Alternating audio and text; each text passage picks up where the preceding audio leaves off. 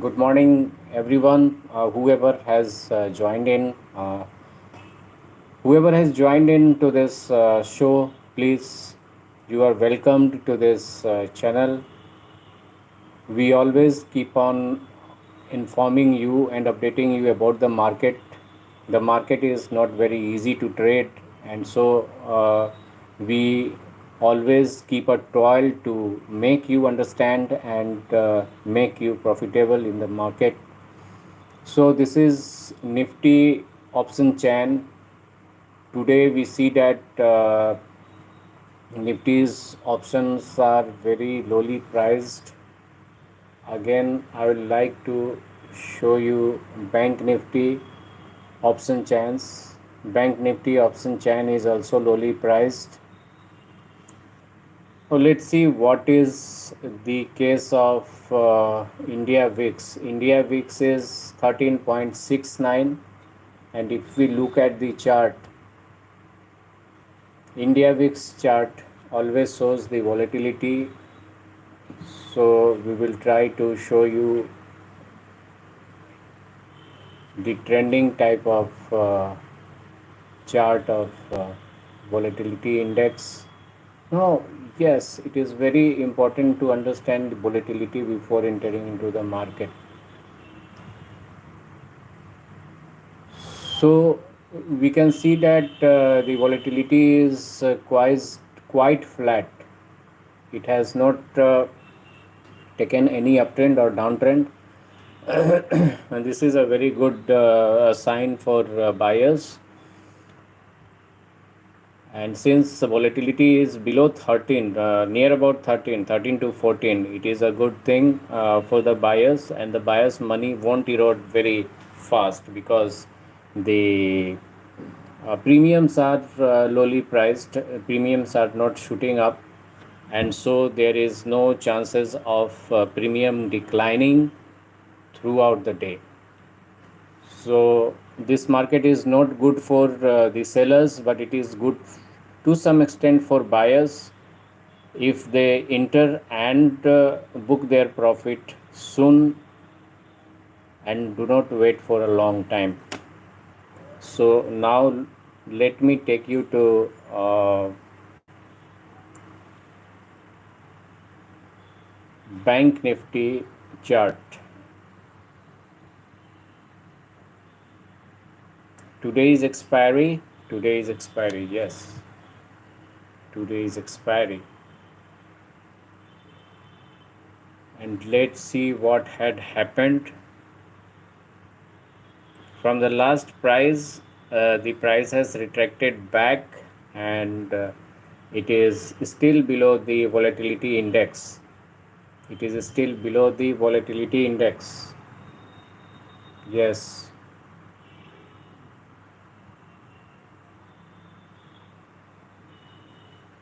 So this commentary is going to run, and all those who has joined in, please subscribe to the channel. Your support is very much important for us. It motivates us. आपका support हमें motivate करता है, और हम आपके लिए दिन भर काम करते रहते हैं मार्केट में, आपको इन्फॉर्म अपडेट करते रहते हैं. इसके लिए तो एक लाइक और एक सब्सक्राइब तो बनता है, because we all keep working for you. So it is your moral duty to please like and subscribe this channel. So whoever is coming to see this show, this commentary, please like and subscribe the channel. This is my personal request to you.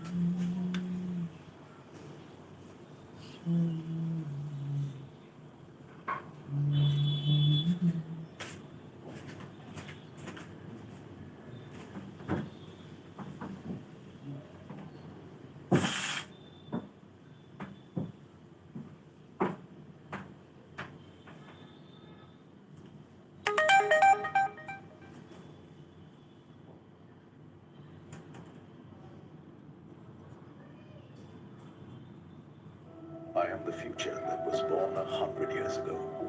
I am the purpose that emerged with India's independence, to be a force for business that takes India to the world and the world to India, creating pathways.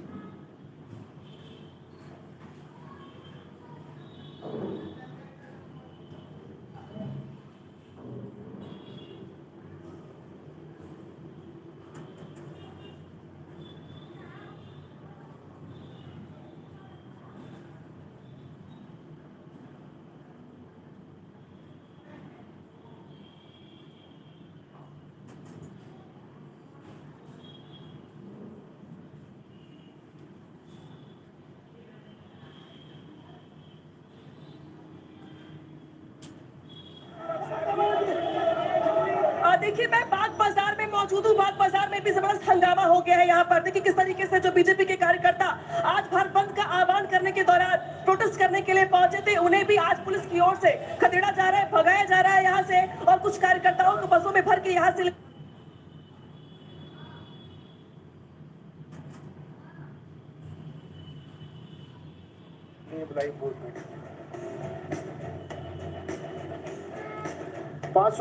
Crore के large trade के बाद GMM फॉडलर में जोरदार तेजी, share करीब 12% ऊपर। ओरिएंटेक की शानदार लिस्टिंग, 206 के इश्यू प्राइस के मुकाबले 47% प्रीमियम पर ट्रेड कर रहा है शेयर।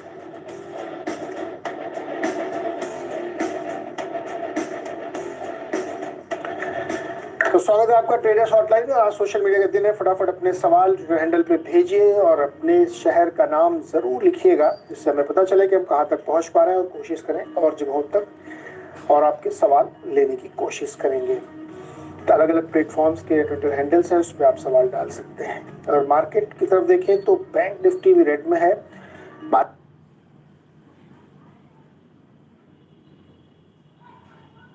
जैलवासी आगिरो दर्शन नारा है, तो उसमें वो video footage north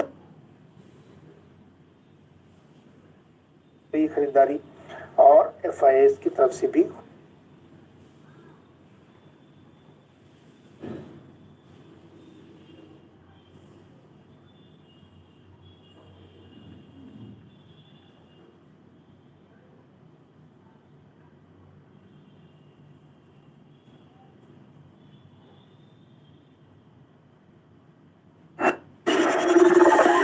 C for coverage. Correct. And now, care. Lakme's Plus Makeup Plus Skincare. New Lakme Vitamin C Super Glow. A lightweight foundation with 3% vitamin C. Get instant coverage and a hydrated Super Glow in 21 days. New Lakme Vitamin C Super Glow.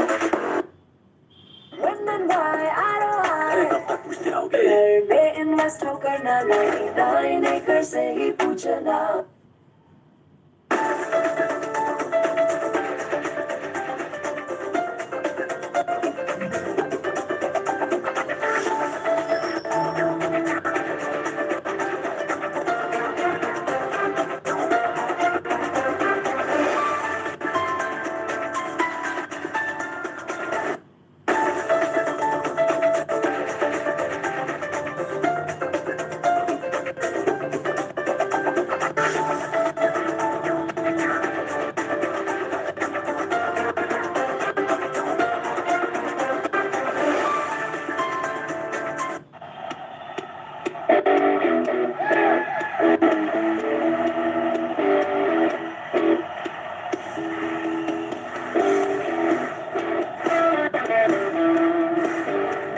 Everything you need to know about the U.S. markets. Start the day right.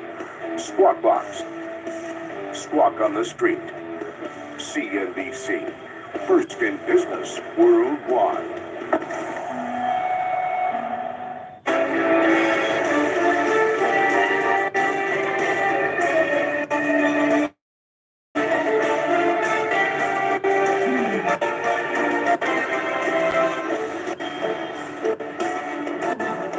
We've got 3 hours of intensity of markets. I just want to say something beautiful and calm, first of all. Well, no, not Arabile. This. Look at that.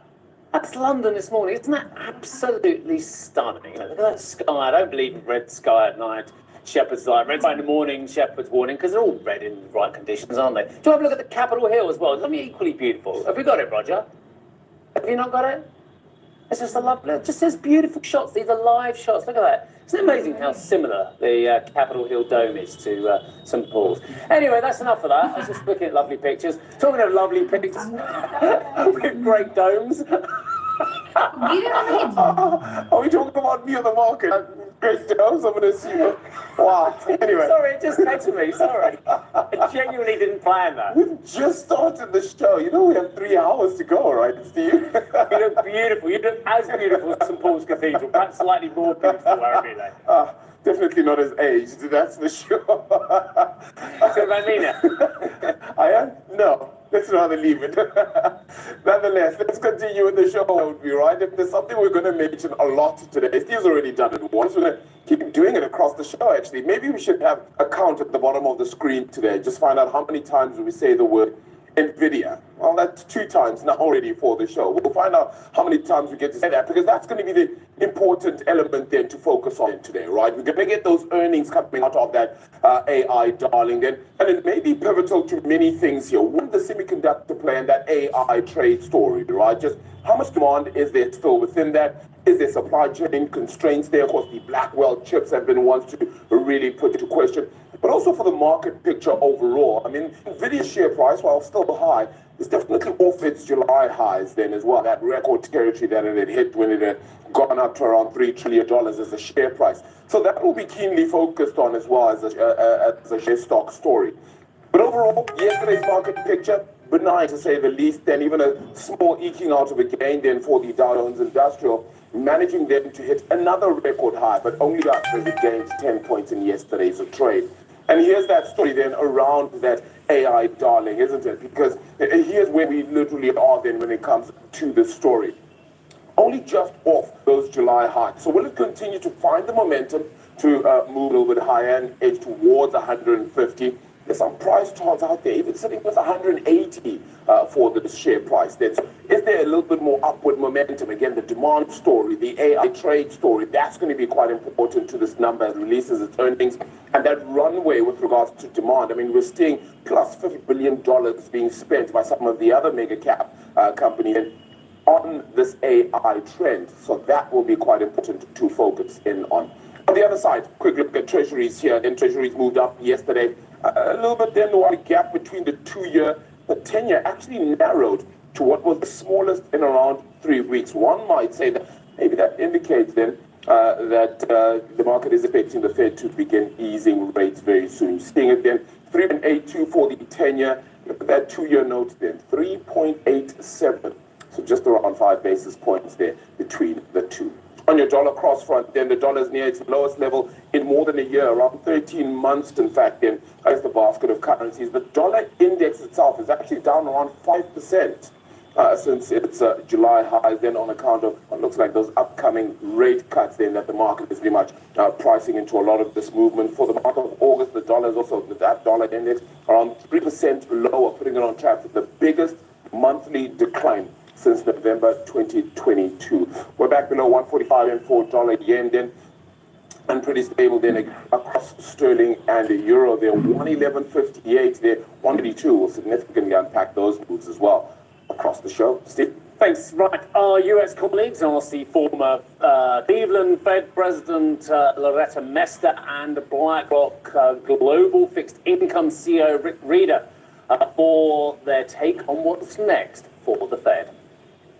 If you think about what the Fed has been doing and how it usually reacts, I mean, it wants to be doing this sort of very deliberately.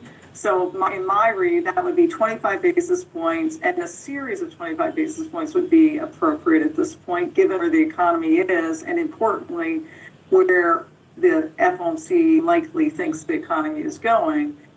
We've priced in, the market's now pricing in 4 cuts for 24 and 9 cuts through next year, getting the funds rate down to 3. So the rate market is certainly anticipating at least a 50 in there and going 100 basis points for the balance of this year. So the market's already priced in. Right, okay, so new records released by the Fed. The directors at the New York and Chicago Federal Reserve Banks voted to lower the rate charged to commercial banks from the Fed's discount window in July. The boards of the regional Federal Reserves can't change the discount rate without approval from the Board of Governors in Washington. But investors could take the vote as a signal that New York's John Williams and Chicago's Austin Goolsbee were inclined to support a move. The two governors are part of the FOMC's unanimous decision to hold rates at 5.25%, 5.5% in July, though minutes from that meeting later showed several officials saw a plausible case for a cut. Paul Middleton is Global Equity Senior Portfolio Manager at Mirabeau Asset Management. Good morning to you, sir. Okay, 25 in the price. Does it matter if they go 50 basis points in September, or actually if they say, well, we're going to do 25, but the bias is certainly for more cuts to come? Good morning. That's a good question. And I think the risk is that if you go for a 50 basis point cut in September, then the market's going to worry that the Fed has seen something that nobody else has seen, that they are more worried about something, and that's going to spook the market. So I would have thought that Fed will go quite softly on this, especially at the start, and will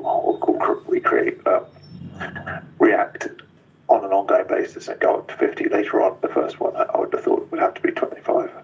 Yeah, I could agree with you more, Paul. It would just seem panicky, given the fact that actually most data has been fairly in line with expectations. There was one payrolls report that upset the horses in early August. Apart from that, if you look at the broader suite of data from retail sales, consumer habits, business inventories, CP, core PC, you name it, everything's quite stately in terms of its moves at the moment.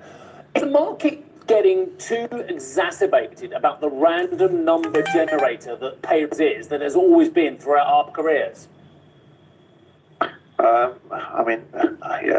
think we're just in a very unique position at the moment where we haven't had any cuts for a long time. We're in August, the liquidity is low, and the data are slowing to an extent, but looking okay at the same time. And so it's just that pace of slowdown, which is question in everyone's mind. And you can see all that with that payroll number at the beginning of August, that the market is nervous about it. But when those payrolls disappointed, there was an extreme reaction to it. The yields fell to 3.8 almost immediately, and the market started looking for much broader set of market leaders, including some defensive areas like REITs, but also some more recovery type names. And so the market has been gyrating between these hard soft landing outcomes for the last month or so, and we've become very sensitive to data at the moment because of those fears. So, would you say then that the recession, or a possible recession, or any kind of recession, if that was possible, is the biggest risk then to the market upside, or geopolitics, US election risk? How much do those feature? Well, you're quite right that the pure fact that we have so many big outcomes at the moment and big question marks is quite significant. But I would have thought that the recession and the rate of change of policy is going to be the biggest driver of returns over the next 6 months. I mean, if you look at the election at the moment, it feels like it's a bit of a toss-up, and that will change with debates coming up in the next couple of weeks. We've got the Middle East going on, and that's just ramped up again, unfortunately. We've had earnings are coming to a close now, but they've been broadly supportive of a benign environment. But yeah, I would have thought that the rate at which data are slowing is the key question for the markets over the next 6 months. So, Paul, then where are you putting your money then at this time, especially when you look at a market that maybe is in search of leadership here, considering that the mega caps themselves are rising, but not as much as they were before.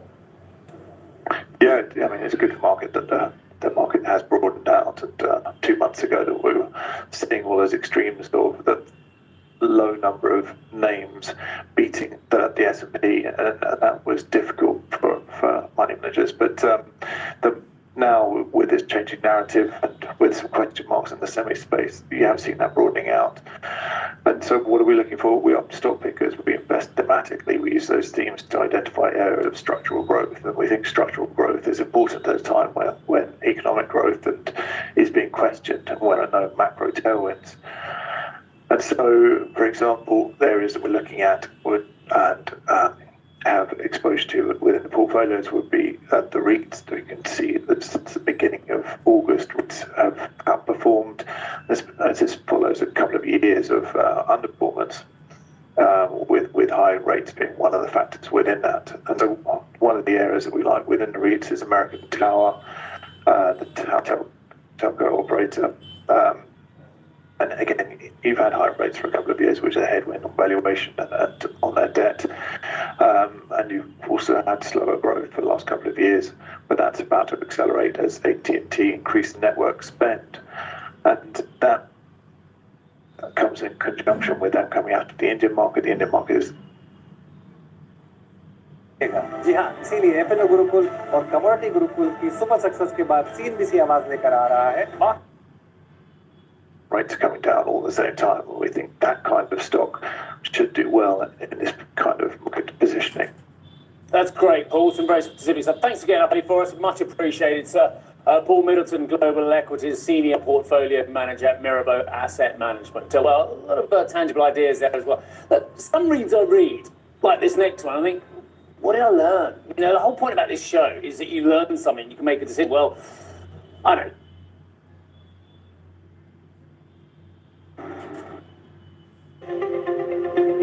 Fundamentals और technicals को apply करके stock market की दुनिया में information के शोर को करें इग्नोर. हमारे 2 दिन के इस एक्सक्लूसिव वेबिनार में मार्केट दिग्गजों से सीखिए ट्रेडिंग और इन्वेस्टमेंट डिसीजंस के बेसिक्स और लीजिए सही फाइनेंशियल डिसीजंस. तो इस मौके को जाने मत दीजिए और अभी रजिस्टर करें सीएनबीसी आवाज मार्केट गुरुकुल.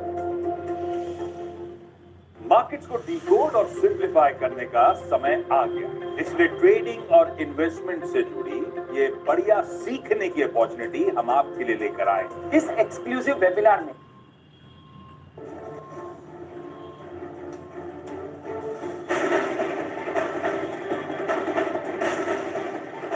और इस बीच बड़ी खबर, उत्तर प्रदेश सरकार ने डिजिटल मीडिया पॉलिसी को मंजूरी दे दी है.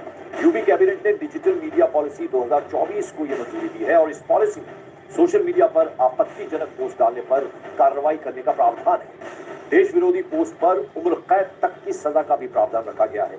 यूपी सरकार के प्रचार प्रसार के लिए सोशल मीडिया इन्फ्लुएंसर्स को 8 लाख रुपए तक दिए जाएंगे. तो आपको बता दें, इस पॉलिसी के तहत यूपी सरकार ने डिजिटल मीडिया पॉलिसी को यह मंजूरी दी है और इसमें जो कार्रवाई की जाएगी, यानी अगर सोशल मीडिया पर कोई आपत्तिजनक पोस्ट डालता है उस पर देश विरोधी पोस्ट पर उम्र कैद तक की सजा का प्रावधान है. यूपी सरकार के प्रचार प्रसार के लिए सोशल मीडिया इन्फ्लुएंसर को 8 लाख रुपए तक मिले.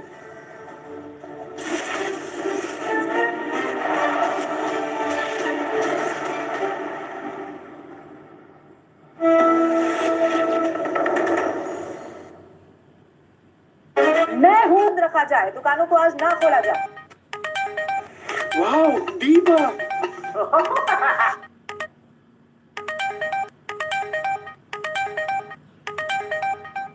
की बॉटम फॉर्मेशन जो हुआ है, उस केस में सबसे पहले तो आपको 800 रुपए के टारगेट सेट करने हैं और उसके ऊपर हो सकता है कि 860 तक के टारगेट भी देखने को मिल जाए. मेरे ख्याल से अब निराश होने की जरूरत नहीं है. अब आप बने रहिए. 699 का पोजीशन स्टॉप लॉस लगा के रखिए.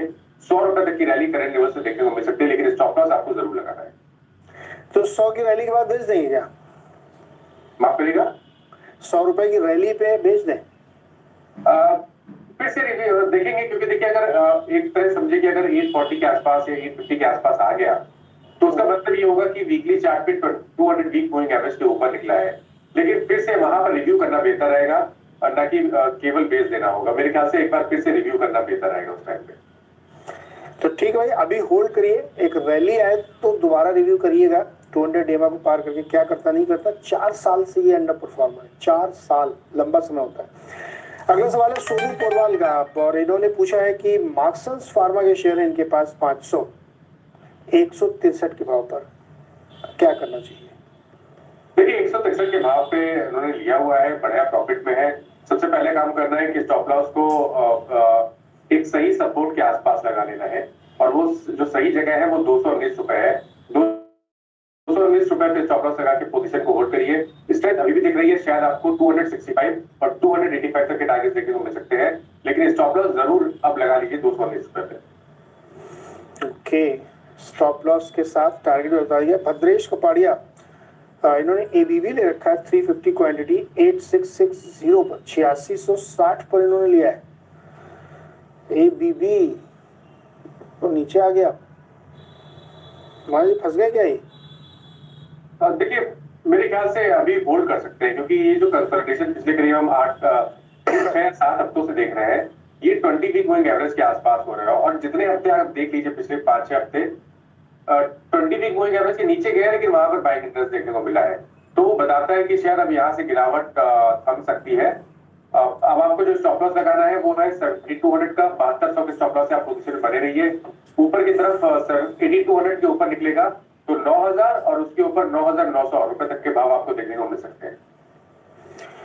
ओके, निप पाटकर का सवाल है, डिक्सन के शेयर ले रखे 25-4900 के भाव पे, प्रॉफिट बुक करें या होल्ड करें? ये बहुत बढ़िया रैली दिखा चुका है डिक्सन।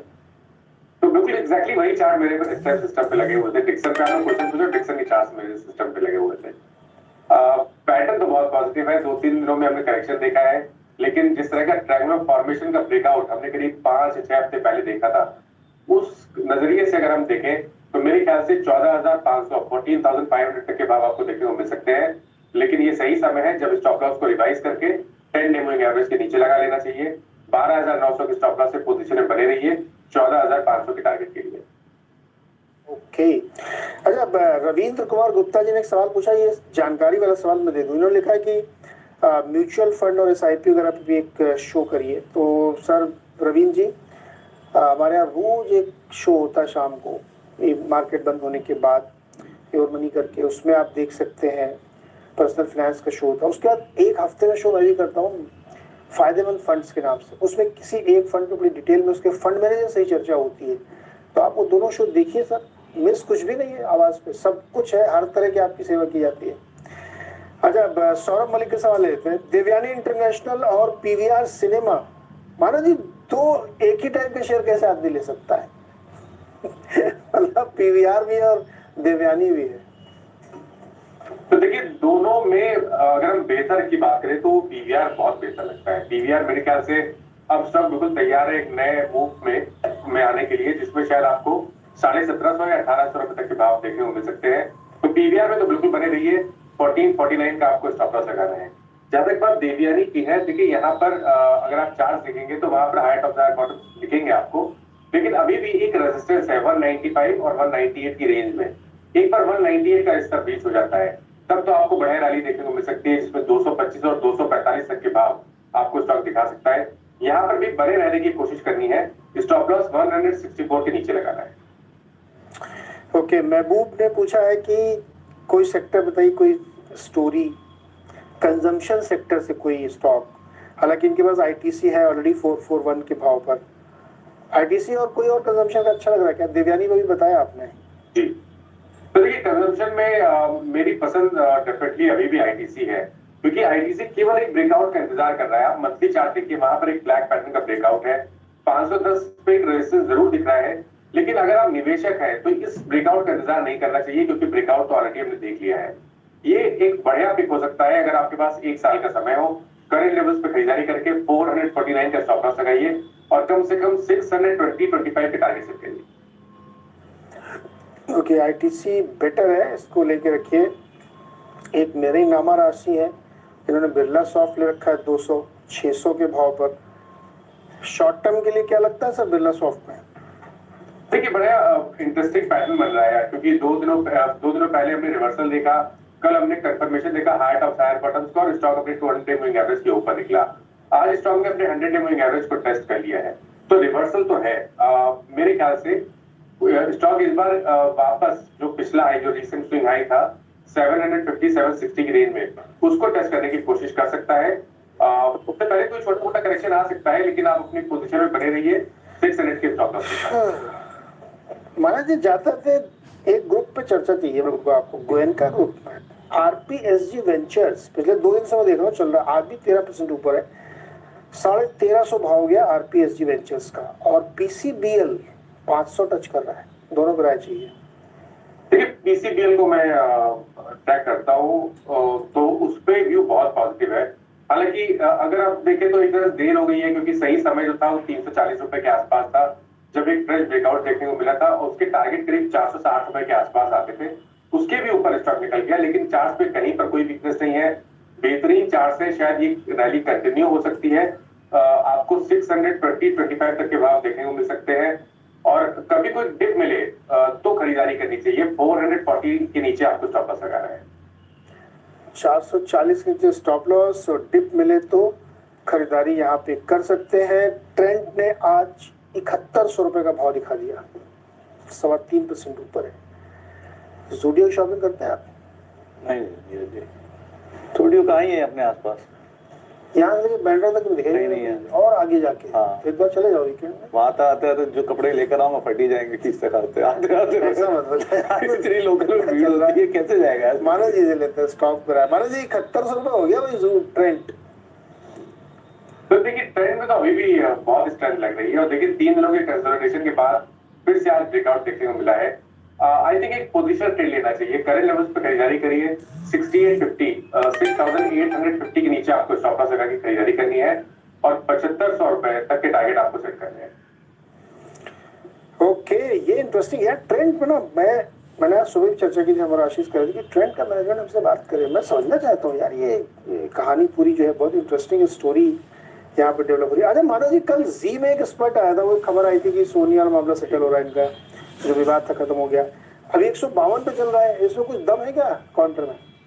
तो देखिए बिल्कुल यहाँ पर दम है। ऐसा लग रहा है कि रिकवरी थोड़ी सी और बढ़ सकती है, शायद 170 जो कि इसका 200 दिनों का मूविंग एवरेज है, उसकी तरफ स्टॉक जाने की कोशिश करेगा। क्योंकि देखिए काफी समय से स्टॉक लोअर लेवल पे 130 रुपए के आसपास बेस बनाने की कोशिश कर रहा था। मेरे ख्याल से अब बेस बन गया है, कल के मूव को देख के लग रहा है कि बेस बना है, और 170 तक की रैली देखने को मिल सकती है। अगर कोई खरीदारी कर रहा है तो 142 का स्टॉप लॉस जरूर लगा लें। अरे वो ग्रुप की मैं चर्चा कर रहा था, इनका वाला तीसरा स्टॉक यूज कर। बड़ा जी सीएससी देखिए आप 10-15 दिन में, ये अभी रडार पहले बिरला ग्रुप था, अब गोयनका ग्रुप मुझे रडार पे लग रहा है लोगों के। सीएससी का चार्ट दिखाइए, 10-15 दिन का चार्ट दिखाइए, क्या बढ़िया 200 पार कर गया। ये देखिए 18% चल चुका 14 दिन में।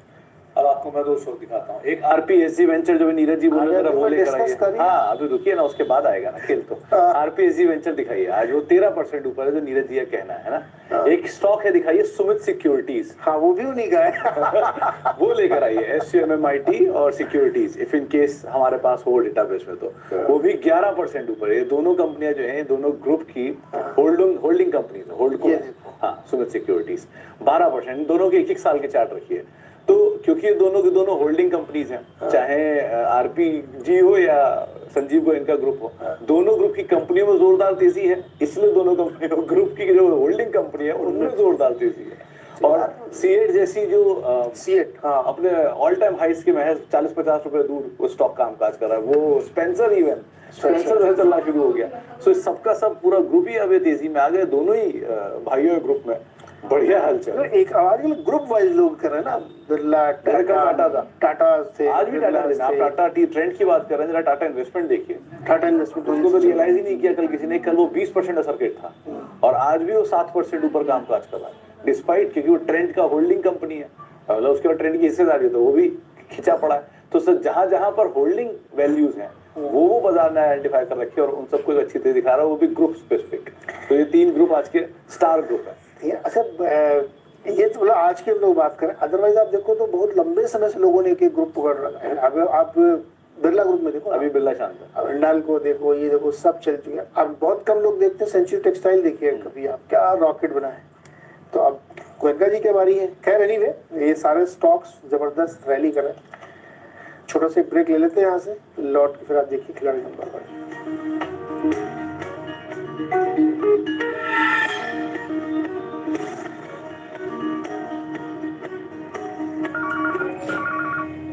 Indian Phosphate Limited. Sukoon. Sometimes we look for it, and sometimes it finds us. For me, it's this moment with Appa, on this trip. My safe space, my Sukoon. Dubai, a whole new you. You think we've checked off everything off our Dubai bucket list? Not even close.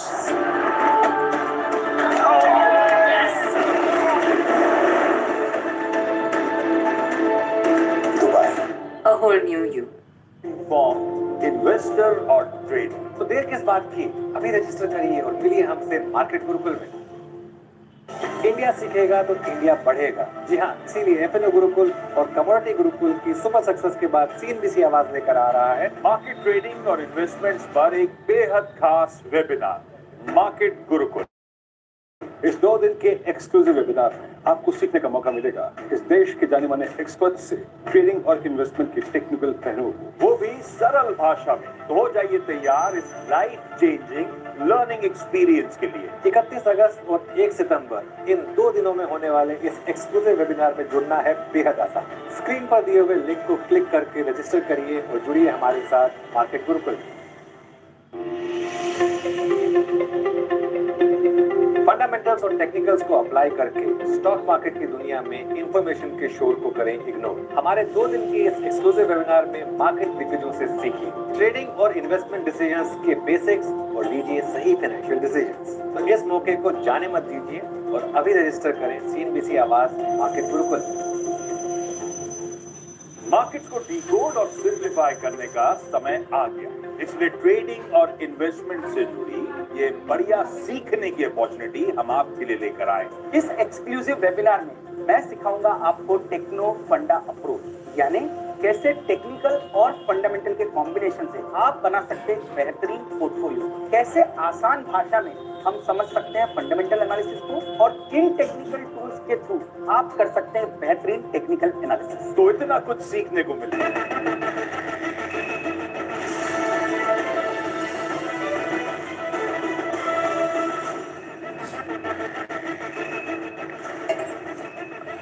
नमस्कार, खिलाड़ी number 1 में आप सभी का स्वागत है। मैं हूं सुमित और भारतीय बाजार जो कि एक दायरे के अंदर आज कामकाज कर रहे हैं। करीब करीब 1 अंक की बढ़त निफ्टी में है। सेंसेक्स भी बिल्कुल फ्लैट है, करीब करीब 11-12 अंकों की बढ़त यहाँ पर देखने को मिल रही है। निफ्टी बैंक जो कि 140 अंक नीचे सो फार कामकाज करता हुआ दिखाई पड़ रहा है। 142 अंकों की गिरावट यहाँ पर देखने को मिल रही है। 51, 140, 142 के जोन में निफ्टी बैंक बना हुआ है। Mid cap index, small cap index में mid cap flat to positive है, स्मॉल कैप इंडेक्स भी मोर और less flat to positive tone के साथ ही कामकाज करता है। करीब 110% के आसपास की बढ़त वहां पर भी देखने को मिल रही है, जिसकी वजह से शायद एडवांस डिक्लाइन में एडवांसेस बेटर साइड पर है। करीब 1300 साढ़े 1300 शेयर तेजी में है और 1013 शेयर बिकवाली में कामकाज कर रही है। शायद 8वां कंसेक्यूटिव दिन है जबकि एडवांस डिक्लाइन एडवांसेस के फेवर में कामकाज करता हुआ आपको दिखाई पड़ेगा। और बहुत ज्यादा स्ट्रेंथ तो नहीं है, लेकिन हाँ बाजार एटलीस्ट होल्ड कर रहा है। आज बाइंग है आईटी में इन्फोसिस, एलटीआईएम, विप्रो। इनफैक्ट इन्फोसिस, एलटीआईएम, विप्रो ये तीनों निफ्टी के सबसे सस्ते आईटी स्टॉक्स में से एक है। सबसे सस्ता है विप्रो, देन आता है इन्फोसिस और फिर आता है एलटीआईएम। तो ये तीनों स्टॉक्स में आज इसलिए अच्छा मूव आपको शायद दिखाई पड़ रहा है। इंडसइंड बैंक 7 अंकों का कंट्रीब्यूशन है, एचडीएफसी बैंक करीब 10 अंकों का कंट्रीब्यूशन नेगेटिवली है, आईसीआईसीआई बैंक करीब 8 अंकों का कंट्रीब्यूशन नेगेटिवली, आईटीसी और रिलायंस यहाँ से भी करीब 7 अंकों के आसपास, 6 से 7 अंकों के आसपास का नेगेटिव कंट्रीब्यूशन सो फार देखने को मिल रहा है। इस पूरे हफ्ते हमारे साथ 3 हफ्तों के विजेता खेल रहे हैं। ब्रजेश है, प्रशांत है और प्रदीप है, जिनसे हम बातचीत कर रहे हैं मार्केट्स में भी और individual call.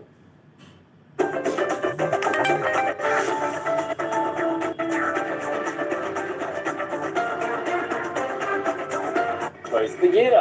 Wall Street, well, I think it's fair to say, ekes out a 0.02% gain, ekes out gains ahead of closely watched results from the AI darling Nvidia after the bell today. Novozymes hikes its full-year outlook after a 10% jump in sales growth over the second quarter. We're going to speak to the CEO at 8:15 CET. Former President Donald Trump is hit with a fresh indictment by the special counsel over his attempts to overturn his loss in the 2020 election. And shares in Super Microcomputer, they fall just a bit, mind you, as the server maker is hit by allegations of accounting manipulation from short seller Hindenburg Research.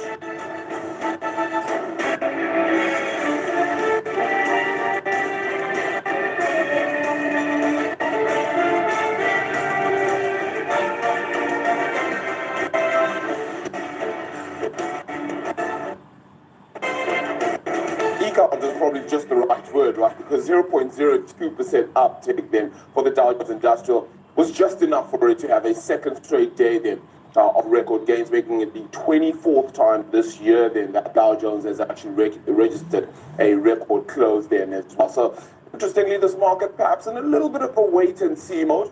The big news being, of course, the company that is the Nvidia, the AI darling, set to release its earnings as it closes out this earnings season then as well. I mean, that stock has surged 159% in 2024 on the back of high demand then, of course, for a lot of the chips and that AI trade still being in play then. But how much more upside is there for that stock as well? We're going to unpack that throughout the show. Very quickly then, on the Asian markets, down a little bit today. Investors perhaps assessing some of the data to come out, especially Australia's July inflation, as those were a little bit better than expected actually as well. 3.5% year on year, slightly above the 3.4%, but economists had anticipated, or rather the previous figure was 3.8% in June then as well. Also, despite the down move in the Shanghai Composite, China's biggest sports maker, Anta, has actually been able to go up today. One of the top gainers, around 8% to the good, better than expected profits there, and a $1.3 billion share buyback. But the Shanghai Composite, despite that, is down 0.5%. Big drawdown for the Hang Seng, 1.1 cent.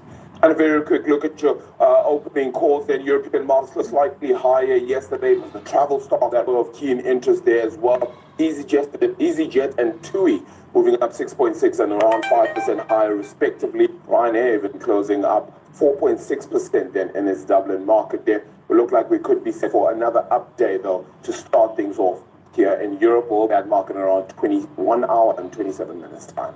Right, let us move back to US politics, where the Vice President Kamala Harris and Minnesota Governor Tim Walz will sit down for their first joint interview since fully securing the Democratic nomination last week. The interview, which will be conducted by the CNN anchor Dana Bash, will air at 9 p.m. Eastern Time on Thursday and marks the first time Harris has sat down for an in-depth conversation since President Biden dropped his bid and endorsed her on July 21st. Meanwhile, Donald Trump has appointed Robert F. Kennedy Jr. And Tulsi Gabbard to serve on his presidential transition team after the two ex-Democrats and former campaign rivals, of course, dropped their bids and endorsed him for president. The Trump campaign said Gabbard and Kennedy would serve as co-chairs, along with Trump's sons and running mate J.D. Vance. Elsewhere, Mr. Trump is facing a new federal indictment over his efforts to overturn the 2020 presidential election. The revised indictment carries the same four charges brought against Trump last year, but removes certain allegations he instructed his Department of Justice to declare the election results corrupt. The move comes a month after the Supreme Court said former presidents would receive broad immunity from criminal prosecution. NBC's senior legal correspondent Laura Jarrett filed this report. The Justice Department trying to breathe new life into the criminal case against former President Trump for trying to reverse the last election as he runs for re-election. The GOP nominee now facing a superseding indictment in Washington, D.C., with the same core charges but stripped away of some of the alleged acts the Supreme Court has said are off limits and immune from prosecution.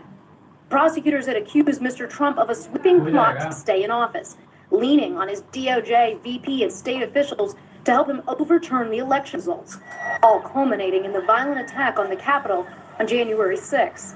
My office will seek a speedy trial so that our evidence can be tested in court. But the case was marred in appeals and delays, the Supreme Court's conservative majority dealing the real blow in July, finding Mr. Trump cannot be prosecuted for any official acts as president, sending the case back to the lower court to parse out what he can be prosecuted for, if anything. You're not going to do anything if you don't have immunity, because otherwise you're going to be prosecuted after you leave office. The former president pled not guilty to all charges, and tonight, a source familiar with his legal strategy tells NBC News he will do the same for this revised indictment, as his defense believes it includes the same fatal flaws, including Mr. Trump's pressure on his former VP.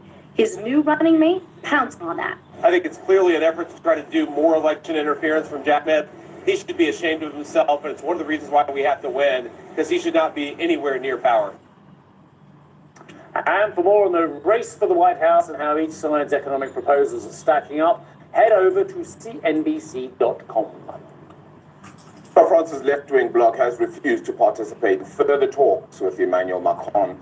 That's after the president held meetings with representatives on Tuesday. The largest party in the bloc, France's Unbowed, has called for protests, accusing Macron of endangering democracy. It comes after the president has then rejected the NFP's candidate for prime minister on Monday. Nico Fitzroy is the partner and senior Europe analyst at Segment Global and joins us now. Nico, thank you so much for the time. How dangerous is France's political situation right now, do you think? Well, I guess the main risk at the moment is that for Macron, who's, as you say, undergoing consultation to try and form a government, the main issue for him is that it's just not clear at the moment, and he hasn't really made any progress to actually clarify that situation. So I think the uncertainty that stems from him not being able to, push forward a candidate that will be able to secure majorities, in the National Assembly, for example, that may be able to pass a budget. That's the biggest danger at the moment. You're right, there will probably now be street protests, I believe, on September the 7th. It's actually not clear whether all of the left-wing bloc will coordinate and join those, but there will be protests of some sort. But I think the headline instability and lack of certainty is where the main risk stems from at the moment. Yeah, but Nico, in your analysis then, what's the end goal here? Why do you think President Macron has maintained what feels and what looks like a stubborn determination to keep the lead for as long as possible here? Well, I think, for him, he enacted various reforms last year, over the last year or two, including a very controversial pension reform. The left-wing bloc has said that it wants to overturn that pension reform. And so there is an incentive for him to pick a candidate that aligns a bit more closely with his fiscal policy, at the very least someone who's willing to compromise and not enact all of the kind of policies put forward by the left-wing bloc. So that's certainly the incentive for him. The other thing is that he called this election. He's the person who, he didn't have to call it, he called it early. And so if he instills a government that immediately collapses, because of no confidence vote, that also reflects badly on him, I think. So he's looking not only for a candidate that may protect some of the things that he's implementing, but also one that can survive at least for a time and long enough, for example, to pass a budget, and that therefore reflects at least a little bit of stability, and that is proving very difficult for him. I don't want to be lazy and wheel out the old Charles de Gaulle quote about how you govern a country of 246 types of cheese, but it's more like 246 types of party at the moment, or types of government. And there lies the problem. You've got these three blocs who, quite frankly, will detest each other. I can't see how you are going to get economic and policy continuity. Just tell me I'm wrong and there is a way through this. Well, so I think, firstly, the only, not obvious that you're right that there isn't an obvious way through this. There is one option that he is pursuing at the moment, which I think is the most likely option for government formation, which is a centre-left candidate. Essentially what he needs to try and do, and I think what he is working on at the moment, is to try and break up that left-wing bloc and bring the kind of more centre-left elements of it along with a centre-left candidate of choosing that would then have the support of the centrist bloc, and some of the centre-right would not vote against it in motion of no confidence. That's the kind of area, that's the one zone, the landing zone, I suppose, that might breed some stability. But in terms of economic policy, ironically, I guess, the longer this instability goes on for, probably in terms of markets, the better it is, because ultimately, if the government isn't able to pass a budget, and that goes right till the end of this year, then there will just be continuity of the current year's spend, which kind of automatically, given inflation, would mean some kind of budget consolidation. Okay. Again, I'm in your hands on this one as well. But what is the? And I adore France. I adore the French. I've worked for them for many years in one part of my career as well. But I don't understand their desire for this French acceptance on the reality of the fact that we're all going to have to work longer and later. I don't particularly want to work 43 years plus myself. I would love to retire potentially around 62, but it ain't going to happen on my balance sheet. And I don't see how it's going to happen on most French men and women's balance sheet. Why do they think at a time when everyone else is having pensions going up towards the age of 70, they can keep it somewhere in the region of 60? It doesn't make sense to me, as much as I appreciate their desire to have a lower retirement age. Well, I mean, you're right. I think there is a kind of cultural element to this, the French exceptionalism that you mentioned. But I think also a lot of this stems from the fact that Macron himself, is quite unpopular and is viewed broadly from the left and the right as overly technocratic, as a kind of overbearing on government. He's the person pushing all the various policies through. He's the person who pushed various popular policies like this pension reform. So it's partly, I guess, a cultural thing against the idea of working longer. But I think there is also an element of the fact that it is Macron, he's unpopular, and there's a feeling of disconnect between him pushing through these reforms that impact people and not really feeling it himself, I suppose. So partly it comes down to his leadership, I think. Nico, a lot of our viewers want to know what to do on the back of this, well, and you're not here to tell them to buy or sell the OATs. But one thing I know about the French OATs, they never had the sense of crisis attached to them that the Southern European neighbours, I won't use that awful acronym, but it was used in the 2008-2011 sovereign debt crisis as well. They were never challenged, they were seen as too core, and they got the backing of the ECB as well. Should our viewers be very, very worried about the longer term, the medium to longer term picture for the French fiscal debt position? Well, as I said before, I think that the fractured nature of the National Assembly actually makes it more difficult to loosen fiscal policy and enact kind of radical changes, and that by itself should lead to a kind of moderate level of consolidation over time, actually. So in the kind of short to medium term, I don't think there is that as much risk maybe as perceived during the election.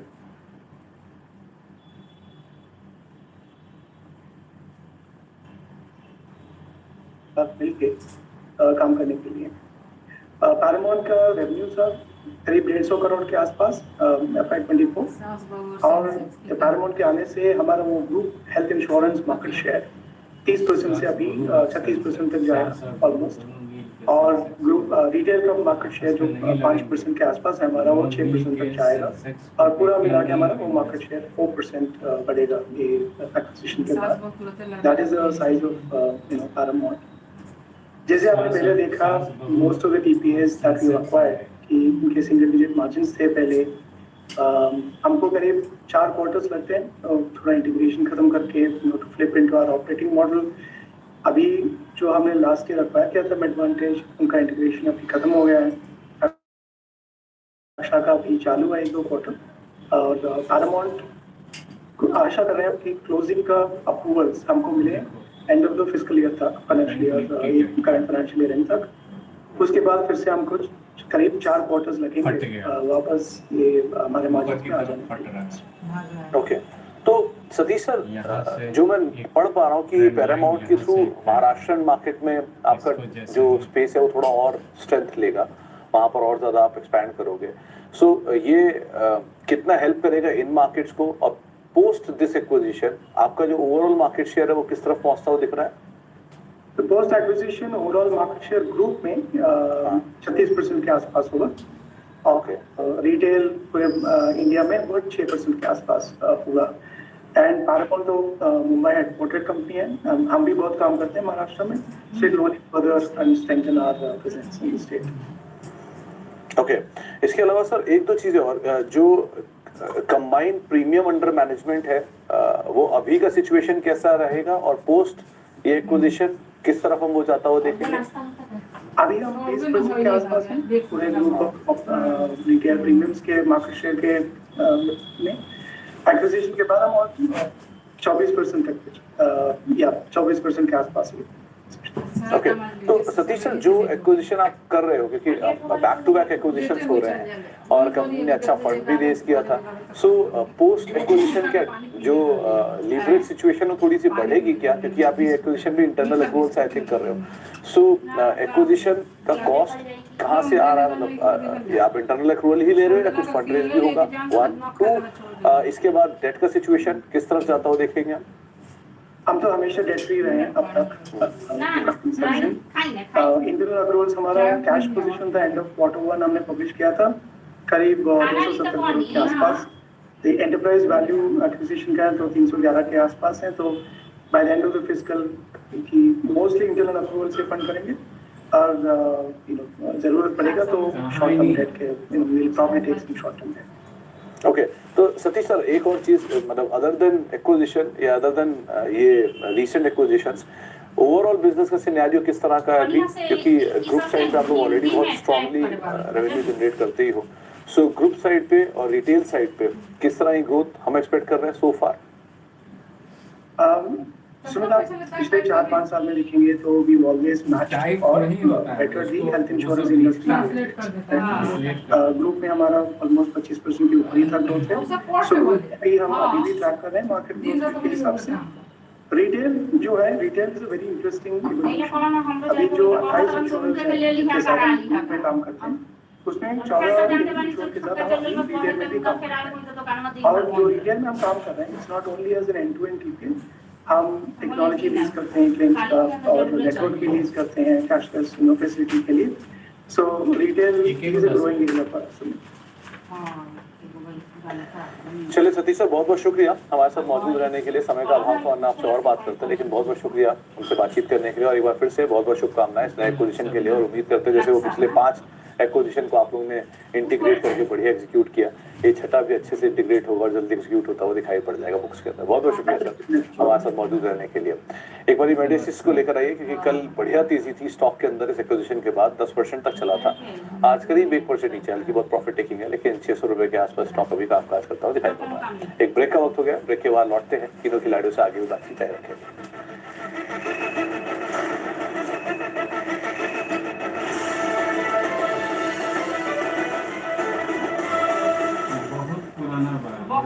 Indian Phosphate Limited launched this.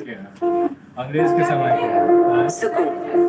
Sometimes we look for it, and sometimes it finds us. For me, it's this moment with Appa on this trip. My safe space, my Sukoon. Dubai, a whole new you. You think we've checked off everything off our Dubai bucket list? Not even close.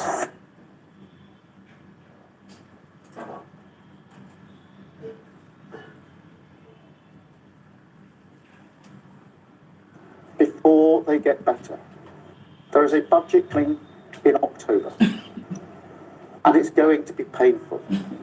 We have no other choice, given the situation that we're in. Those with the broadest shoulders should bear the heavier burden, and that's why we're cracking down on non-doms. Those who made the mess should have to do their bit to clean it up. Now, coming up on the show, the countdown is on to Nvidia's results with expectations sky high. But can the chip maker deliver?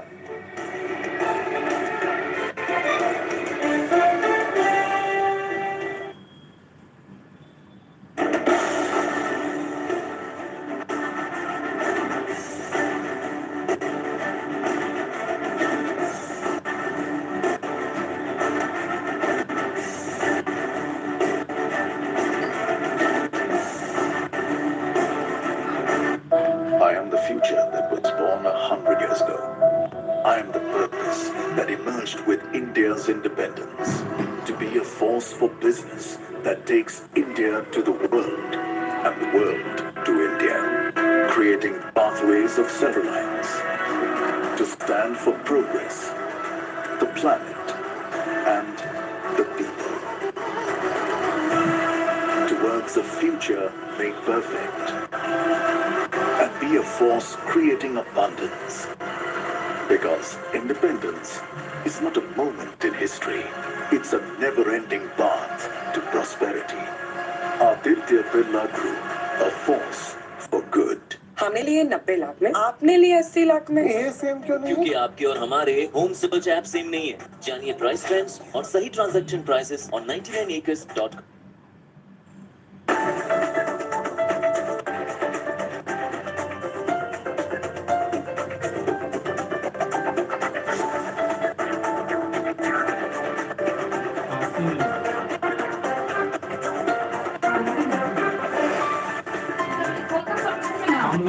हम लोग के ये में हम लोग के India में बहुत लोग आए, बहुत लोग हम लोग बनाए चलने के। हम लोग जो है सब किसी को बुलाए, बोले कि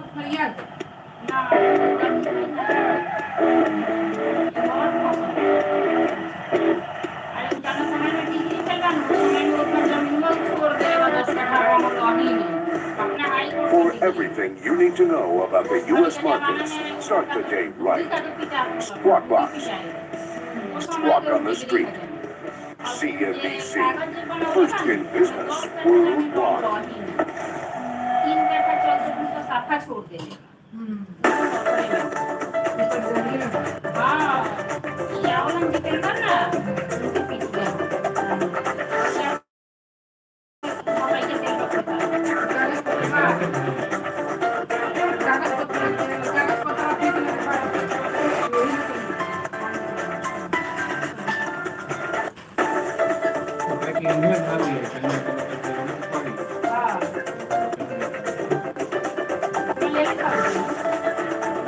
Disclosed a short position in Supermicro Computer, claiming their investigation into the server equipment company revealed, quote, glaring accounting red flags, that's among other issues.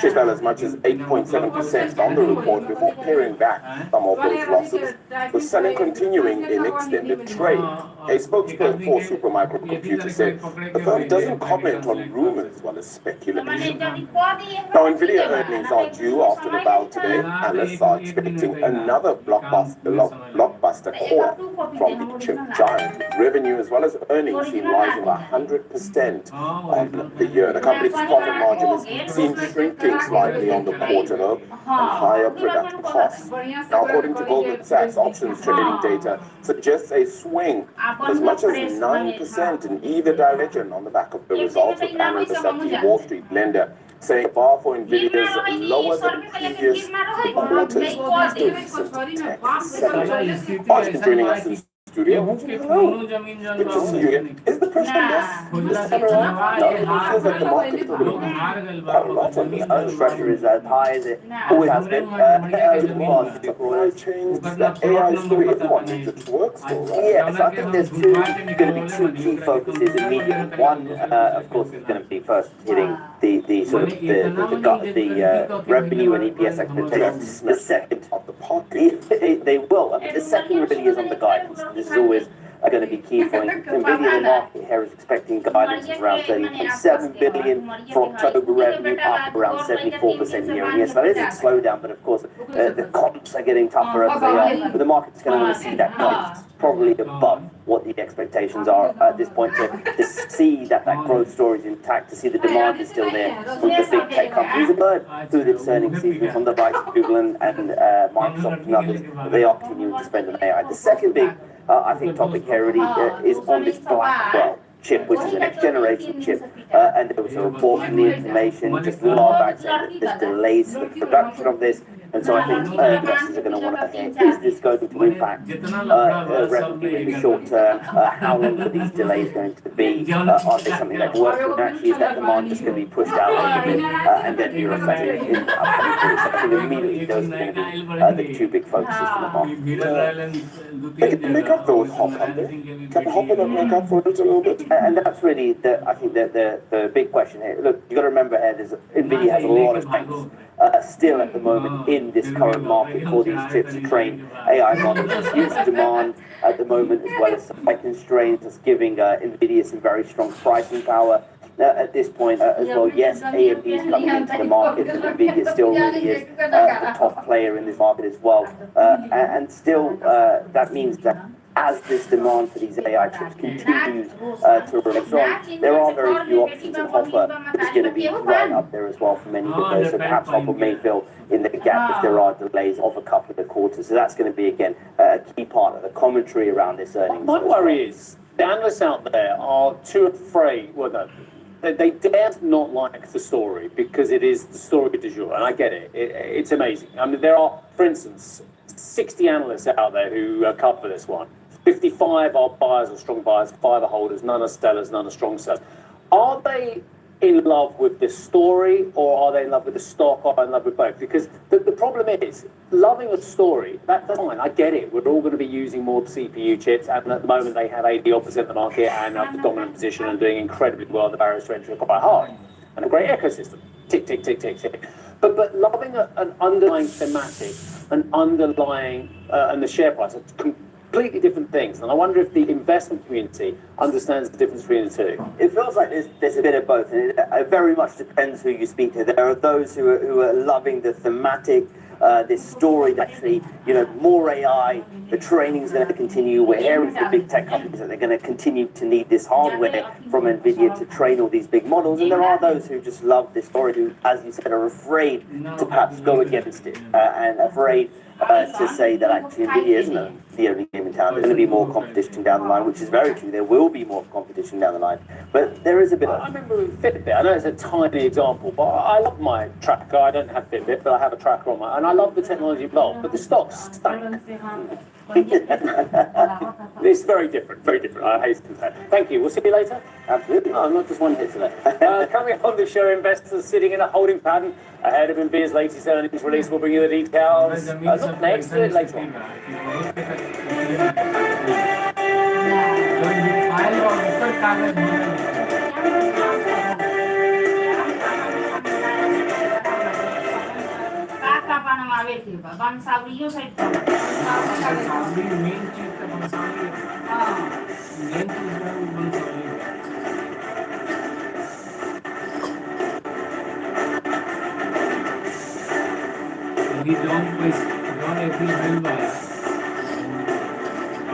बाबूजी का चाचा का नाम से वो तो अभी खतियानी नहीं के भर Helps beat sensitivity fast. Sensodyne Rapid Relief. रास्ते में दिए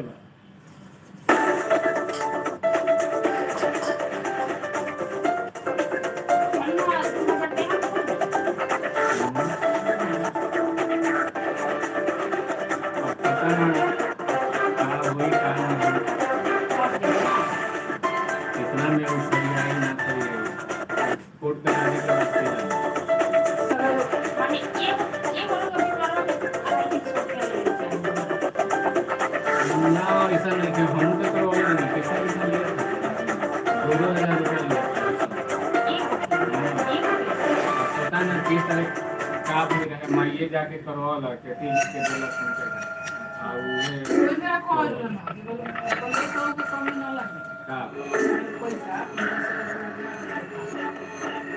अब पता ना कितना लागी वो तो हमरा बोला तो 10 साल पहले की बात हां पैसा पहले जाके अपना करवाइएगा 2000 दे दिया था ये हां दिन लागी से तो लागी बजट ना लागी से वापस हो ये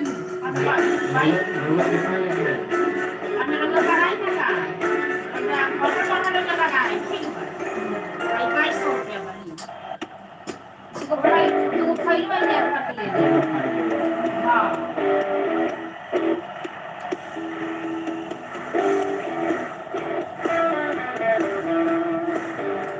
everything you need to know about the U.S. markets, start the day right. Squawk Box. Squawk on the street. CNBC. First in business.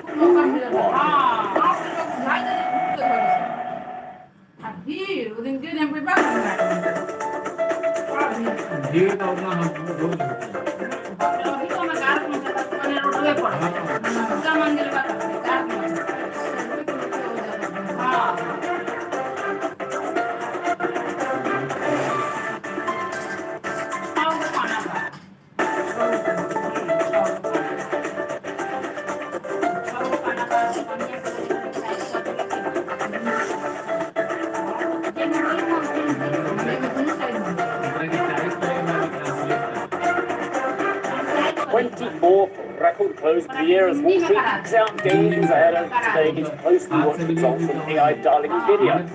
That's our today. Novozymes hikes its full year outlook after a 10% jump in sales growth over the second quarter. We're going to speak to the CEO, Esther Beijing, in about 15 minutes. Former President Donald Trump is hit with a fresh indictment. That's our body special counsel over his attempts to overturn his loss in the 2020 election. And shares in Supermicro Computer fall as the server maker is hit by allegations of accounting manipulation from short seller Hindenburg Research.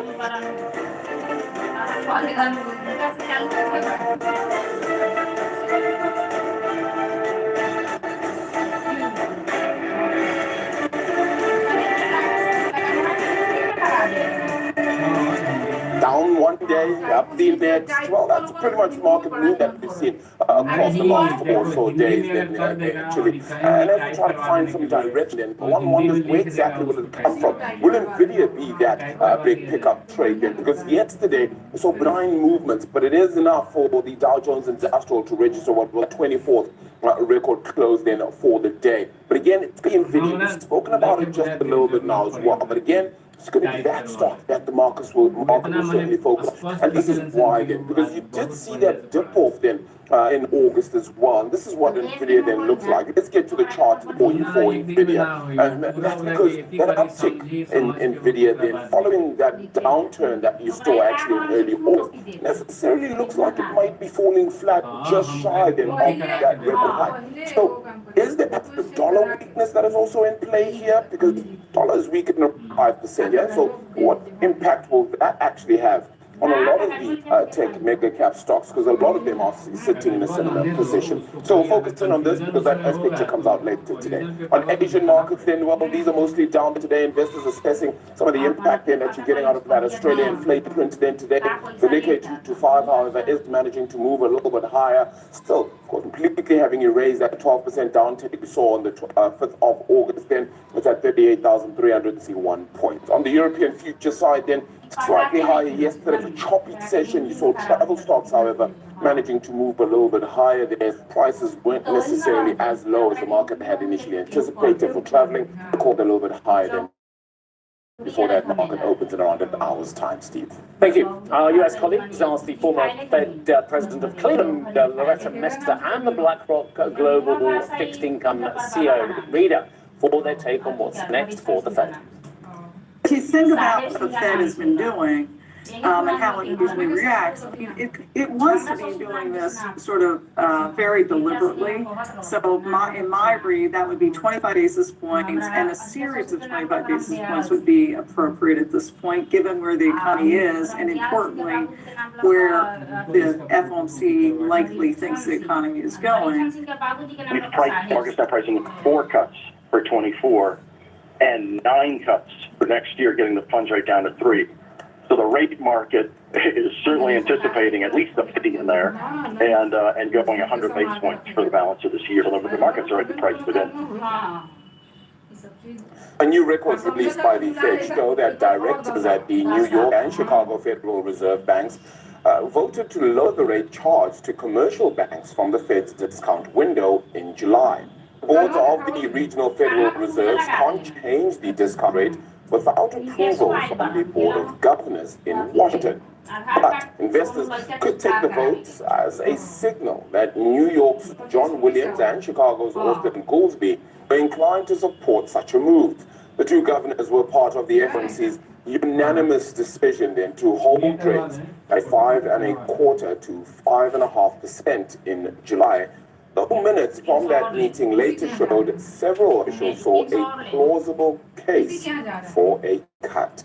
Salman Ahmed is the global head of macro and strategic asset allocation at Fidelity International. Salman, thank you so much for the time. Appreciate it. So where do you sit on this market? We're down one day, up the next, but it feels like, yes, this rotation is in play, but it's now beginning to lack a little bit of leadership. Is that the sense you're getting, or is mega caps leading things here?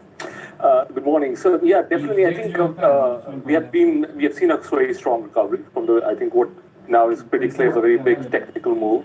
And obviously the earning report from Nvidia is going to be important and it tells you how demanding valuations are. But I think that's a more short-term story. I think the broader long-term story still from a macro perspective remains that when is a recession coming? Because everything will get affected if the consumer stops spending, right? So that's the more slow-moving but more powerful story in the background. But certainly in the short term, we are seeing signs of this event risk appearing. I'm wondering just very recently, just the impact of the dollar's weakness on the S&P 500, for example, isn't necessarily a majority of it, but it does impact things a little bit. Do you see that stunting the ability for the market to go higher or not so much? So our assessment on FX has been that it's been driven by rate differentials. So we saw, significant pricing of Fed cuts start to appear when that, wobble appeared in early August. Some of that has been taken out. We're in the camp that we'll probably get a start by 25 basis points rather than 50. There's still 33 basis point priced in for September, which we think it's still on the very punchy side of things, given the labor market. Yes, it's slowing, but in level terms, it's still a healthy labor market. And let's not forget, financial conditions are now easier than they were at the end of July. So, the Fed will have to make a very big case of why they want to go and panic and then do 50 basis points. So I think those confluence of factors are important here. Let me get back to saying, lovely to see you, by the way. Nvidia, I get it. I'm very pleased with the shareholders. They've had a great run. Good luck to them. If you want to buy such a volatile stock that has such extraordinary potential, good luck to you. But I don't understand the importance of Nvidia in real terms rather than sentiment terms for the rest of the market. It is a very, very specific company with a very, very incredible niche as well. I get that. I get why it's so valued as it is. It's not actually that extraordinary value compared with previous episodes. Why, apart from sentiment, does it have such a dominant position on the rest of the market? I think, as you know, Steve, the concentration in equity markets has been quite significant. And I think the mega cap story and the AI themes, whereby one capex was other guys' earnings. So I think that's played, and I think that's where I think it's a concentration. The market's ignoring that, isn't it, Sam? The market's saying one company's earnings has a trickle-through effect positively for the rest of the market. But actually, it's not the case. If they're earning more, everyone else is spending more and haven't yet proved the economic case for that spending. It's the same as the mobile phone. It's the same as when I got a call on my email address or whatever it is. It's the same as a lot of these things. They are necessary costs, and the productivity improvements from this amazing technology will take years to come through. Why are people being so short-termist and binary about those benefits? Look, I think, firstly, I agree with the themes you're talking about. There is a J-curve in there, and now we are moved to a stage of the market where how quickly you get the gains is more important than if whether you get the gains or not. So I think that's because of the valuation. So I agree with your assessment that we need proper use cases of these chips. You can't keep on buying these chips. As I said, there's a proper use case which shows that there's an increase in productivity and economic growth. So I agree with that. But I think in the short term, what we have seen is that going into that early August, we saw position. We got on the low side. We saw a cleanup, and yes, we have seen a recovery as the idea of the story, as you were mentioning earlier, starts to gain through. But I think ultimately markets can remain, as the saying goes, madder than the horizons. But we have to think about the confluence of factors. Yeah, there's more steam in the valley than there is money in my wallet to defy it. Okay, so when we add in everything we just said about the central banks and the dollars, how you're saying, plus what we just said about this tech leadership as well, where does that leave our viewers and your clients? So Steve, we have been positive on equities. In this recovery, we have trimmed exposures now. So we didn't sell when everybody was panicking. As the recovery has come through, we have trimmed our exposures because we're now starting to look at 3 to 6 month horizon. Let's not forget, elections are important. There are very different economic agendas right now. The market is not focused on it. And then ultimately, the Fed has to navigate the slowdown versus the pace of this cutting cycle. So we're trimming that, but we do think that in the very short term, the Fed is, there is a lot of expectation of the Fed to deliver a very big cut. We think they start with 25, and financial conditions are already quite easy. Someone I think you've answered a little bit as well, a little bit earlier, but I want to get maybe a little bit deeper into it. Which worries you more here? Inflation reappearing at some stage, or just the US economy being a little bit more fragile than everybody thinks it maybe is? I mean, we only had that one data point really when one considers the jobs numbers that really hurt or spooked to the market.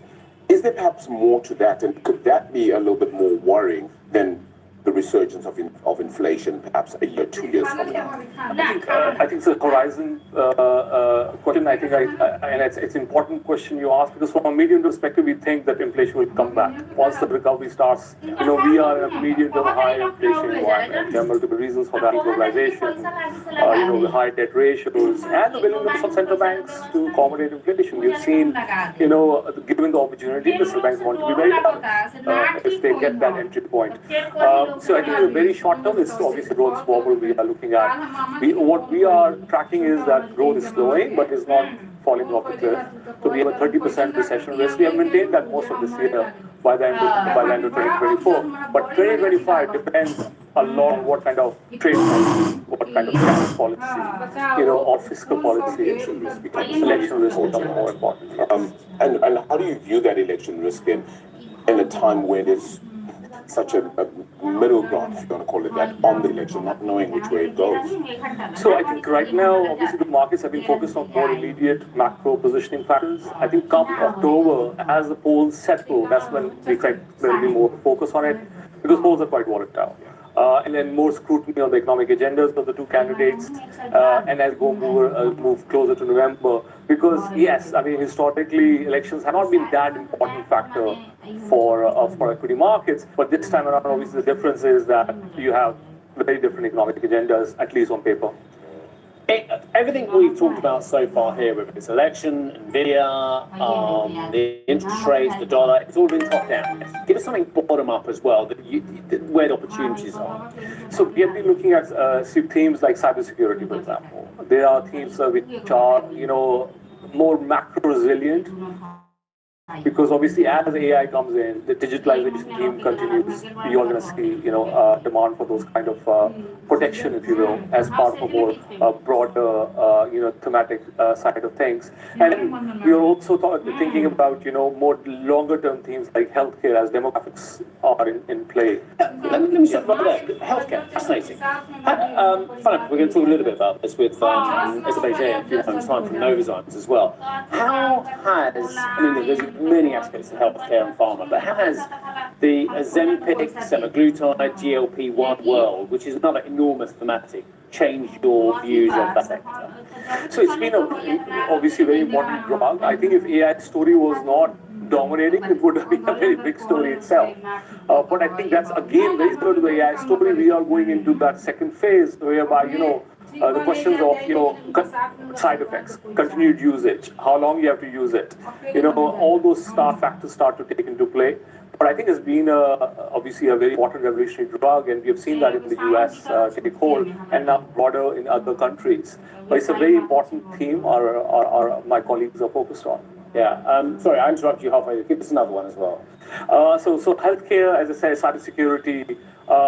I think we have moved in what I call, from ESG to impact, in the sense like we are focused quite a bit on climate change, real investing, the infrastructure, carbon, emission mitigation.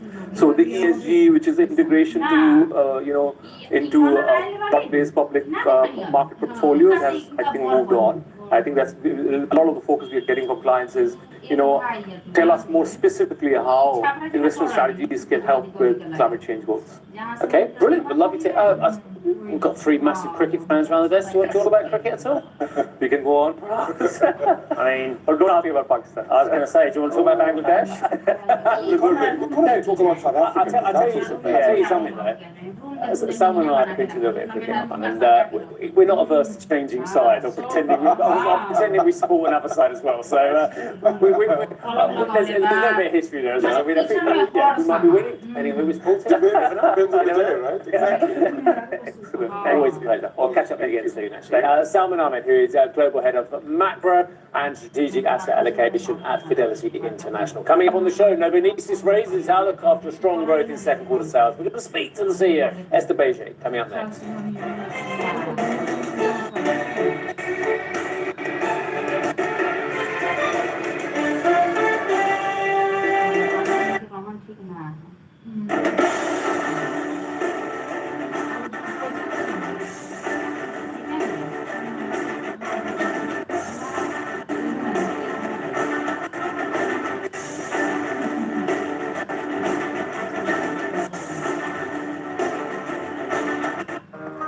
शुभ काम में लड़कियां सबसे आगे रहती हैं। इसलिए SBI देता है हर नारी को home loans concessional interest rates पे, ताकि घर के ओनरशिप में भी लड़कियों का नाम सबसे आगे रहे। एसबीआई बैंकिंग फॉर नारी शक्ति।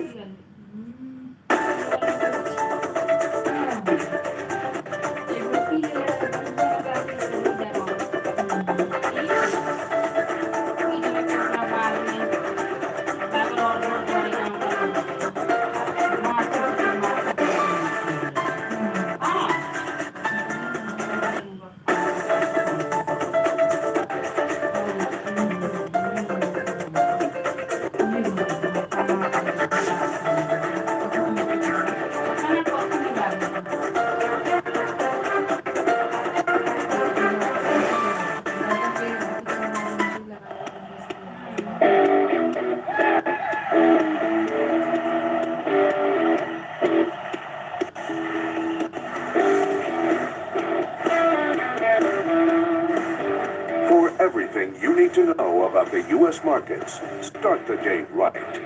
Squawks. Squawk on the street. CNBC.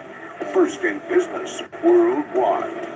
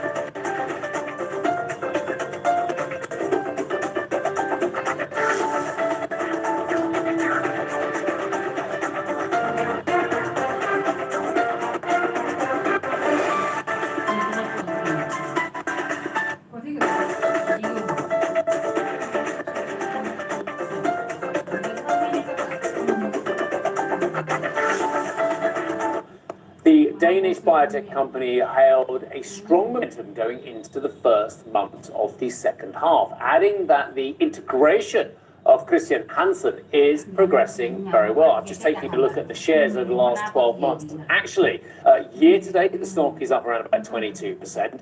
The 12-month performance is actually incredibly impressive, actually. The one-year performance has taken the shares from a low pretty much to the day a year ago to the current price of, well, 455 on the Copenhagen listing, but you can see there the German listing up 49%. Let's speak to Esther Beige, who is the CEO of Novozymes as well. Esther, love to see you, my friend. Always a pleasure. Upping some of your guidance. Tell us about how things are going. Pretty much the plan, and perhaps even better in some cases. First of all, lovely to see you also, Steve. Pleasure always to be here with you. Yes, we are in Novozymes is in a very good place.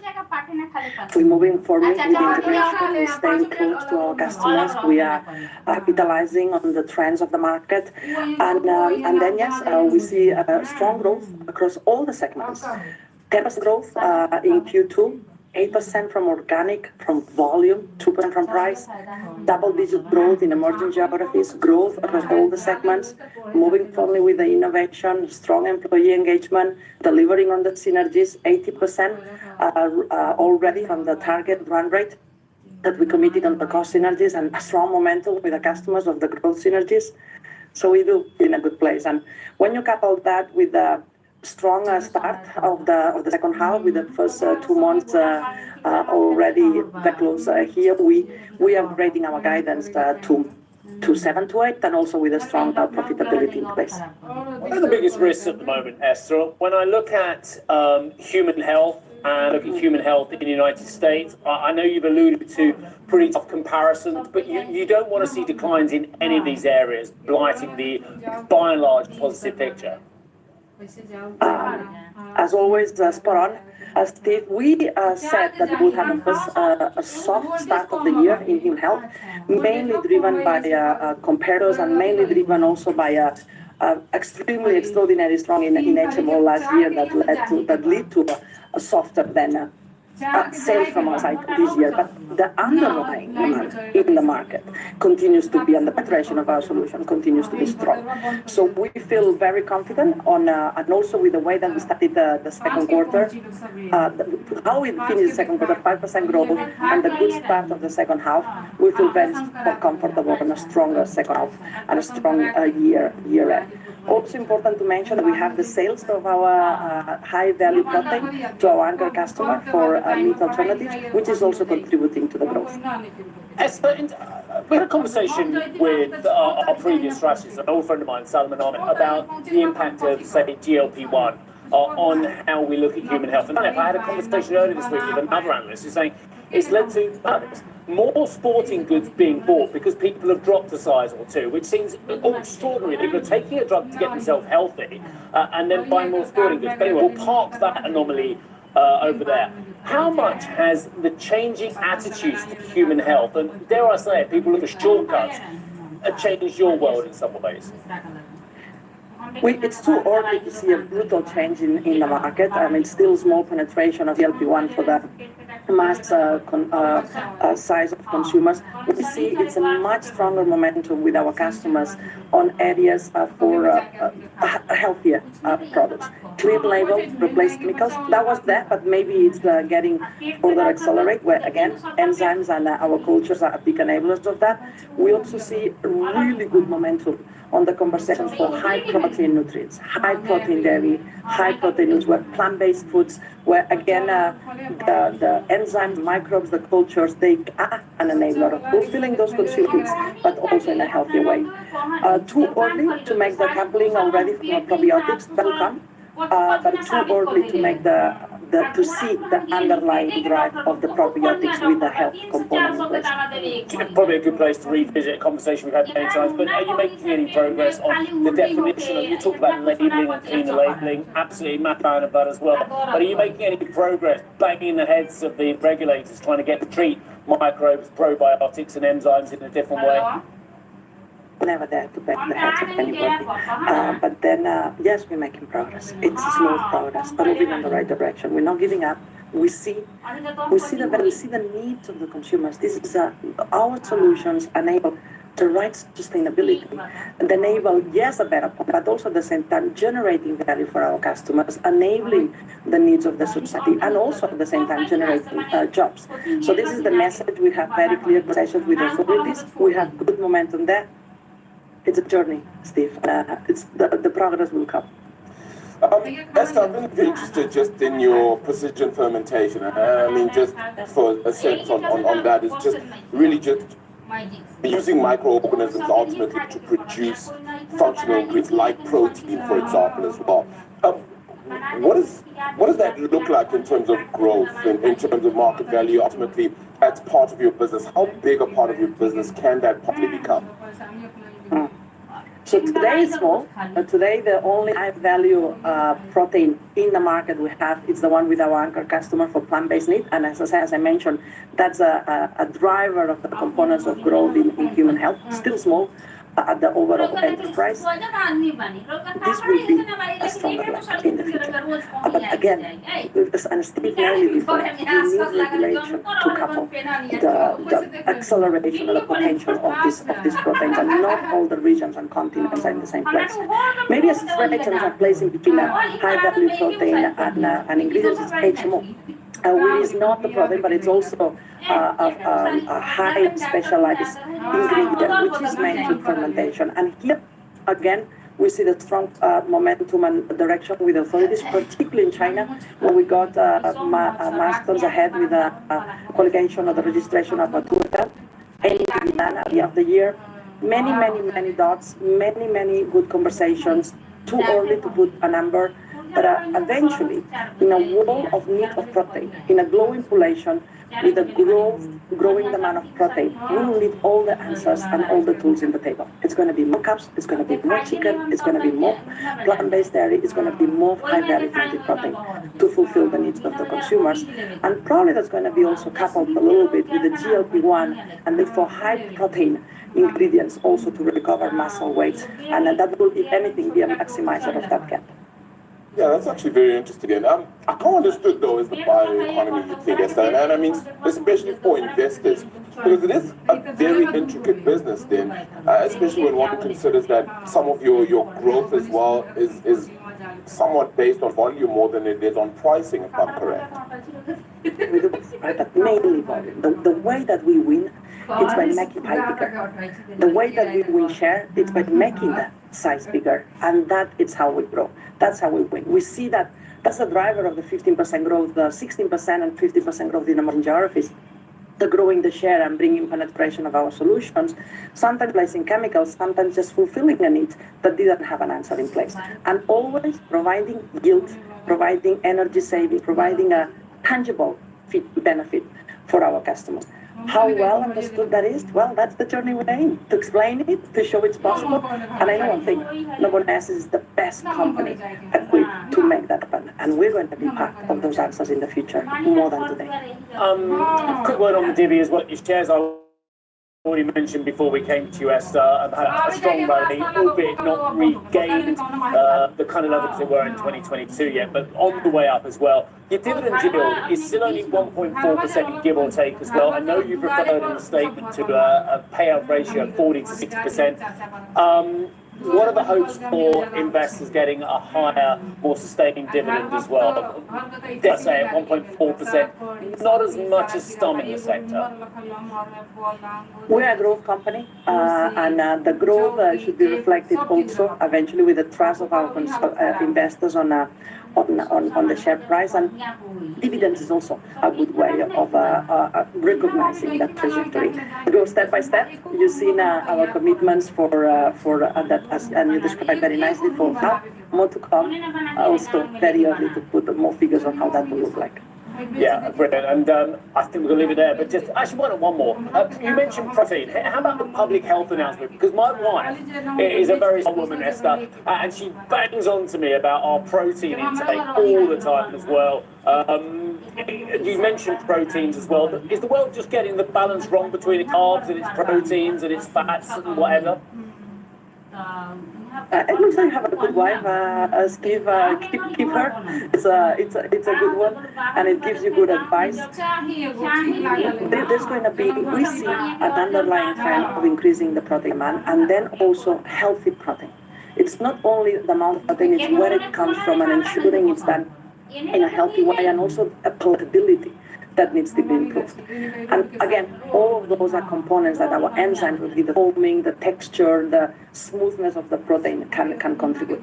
That balance will continue to be shifted, and also, but it's not only the amount, it's also the awareness and the expectations from the quality and the palatability and digestibility of the consumers take. So it's not only the percentage, it's also the feeling and the sensorial performance of this protein when it's being ingested will be the drivers of growth.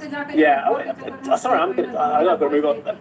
Meat grown in a laboratory is going to be part of what you just said there as well. Is it having a bit of a stuttering performance at the moment? I know a lot of people are turning their back on it, but it's still going to be a big part of our future, yeah?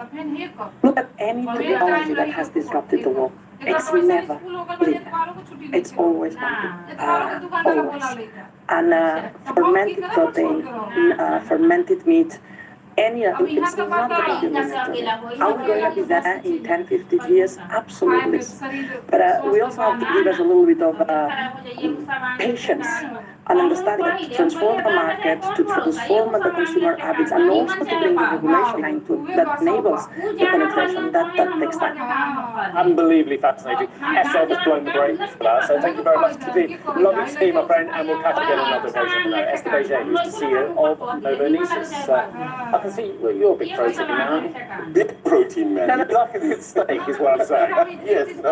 It goes with the territory of some of South Africa. That's very cultural, yeah, 100% right. Or braai, which I might have this weekend. I've still got to go to the local what's the stuff you've got? The dry stuff. Oh, you're talking about berry tongue. I've got a local one, and I think Dean should pop in there for you. It would be great. I mean, I've been missing Poland. Thank you, Alex. I've been staying for 3 weeks. I has. She's brought South Africa here, but still. Oh, bless her. Lovely to see her. She's watching, by the way. She is. Oh, she's definitely watching. She's 100% watching. Hi, Mum. How are you? You've been very well. I'm sorry I haven't bumped into you yet. You will see. She's coming on the weekend. Yes, Sunday. Yes. Make it 2 appointments, just in case that matters. Anyway, less than 30 minutes to go before this market opens in Europe. Well, we had that open for you. We're called a little bit higher couple there, but might just eke out gains, as we saw stateside.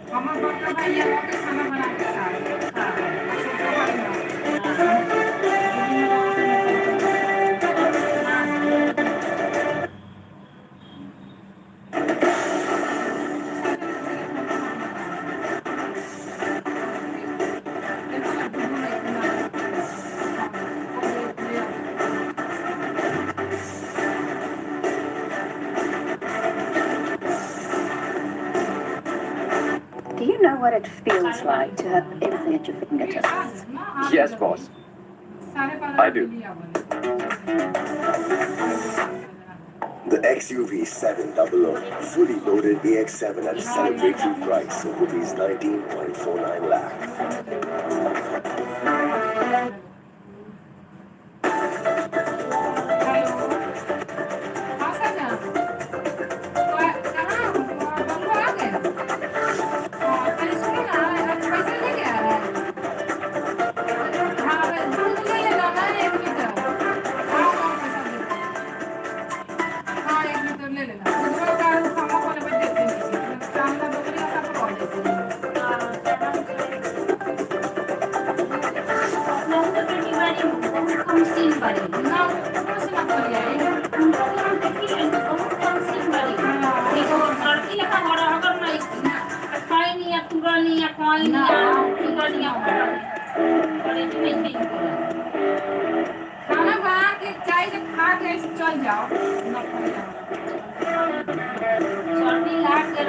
For everything you need to know about the U.S. markets, start the day right. Squawk Box. Squawk on the street. CNBC. First in business worldwide.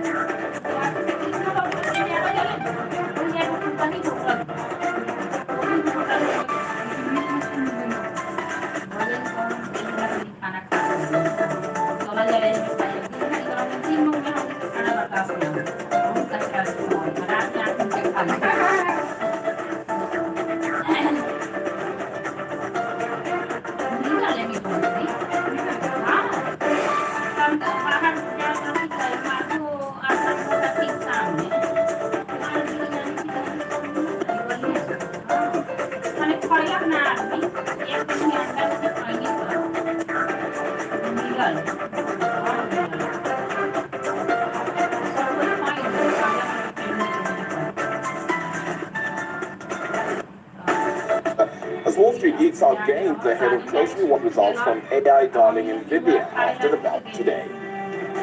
Novozymes hikes its full-year outlook after a 10% jump in sales growth over the second quarter. The CEO, Nvidia, telling us that this is what spurred the move. Double-digit growth in emerging geographies, growth across all the segments, moving forward with the innovation, strong employee engagement, delivering on synergies, 80% already from the target run rate. So we do feel in a good place.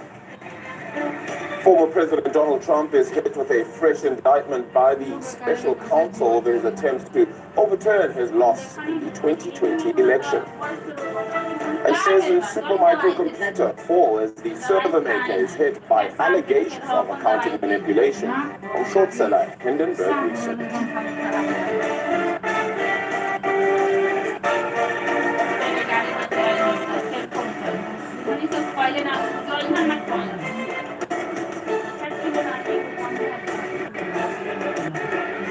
All right, let's close out this Asian market picture. Then you're seeing gains there for the Nikkei there by the close of that trading picture. 0.2% to the good. They're managing to move higher, having retraced a lot of those losses that we saw then earlier this month. Like we're back to finding some positivity there. Is it leading towards 39,000 points? Though perhaps a question mark is around what the key drivers would be for that mark at this stage. Then as the yen maintains the stance in and around 144 to 145, how much of that will play into that market picture? On the other side of things, then the Hang Seng, which was down as much as 1% earlier on today, is 0.8% weaker than so far as in 160 points there. Some of the tech is also getting in a bit of a hit there. Shanghai Composite 0.5% weaker in this morning's trade then as well. China's biggest sportswear brand though, Anta, is one of the top performers actually in the market despite that drawdown. And the overall index there around 8%, better than expected profits, and a 1.3 billion share buyback there, ultimately boosting the share price of Anta.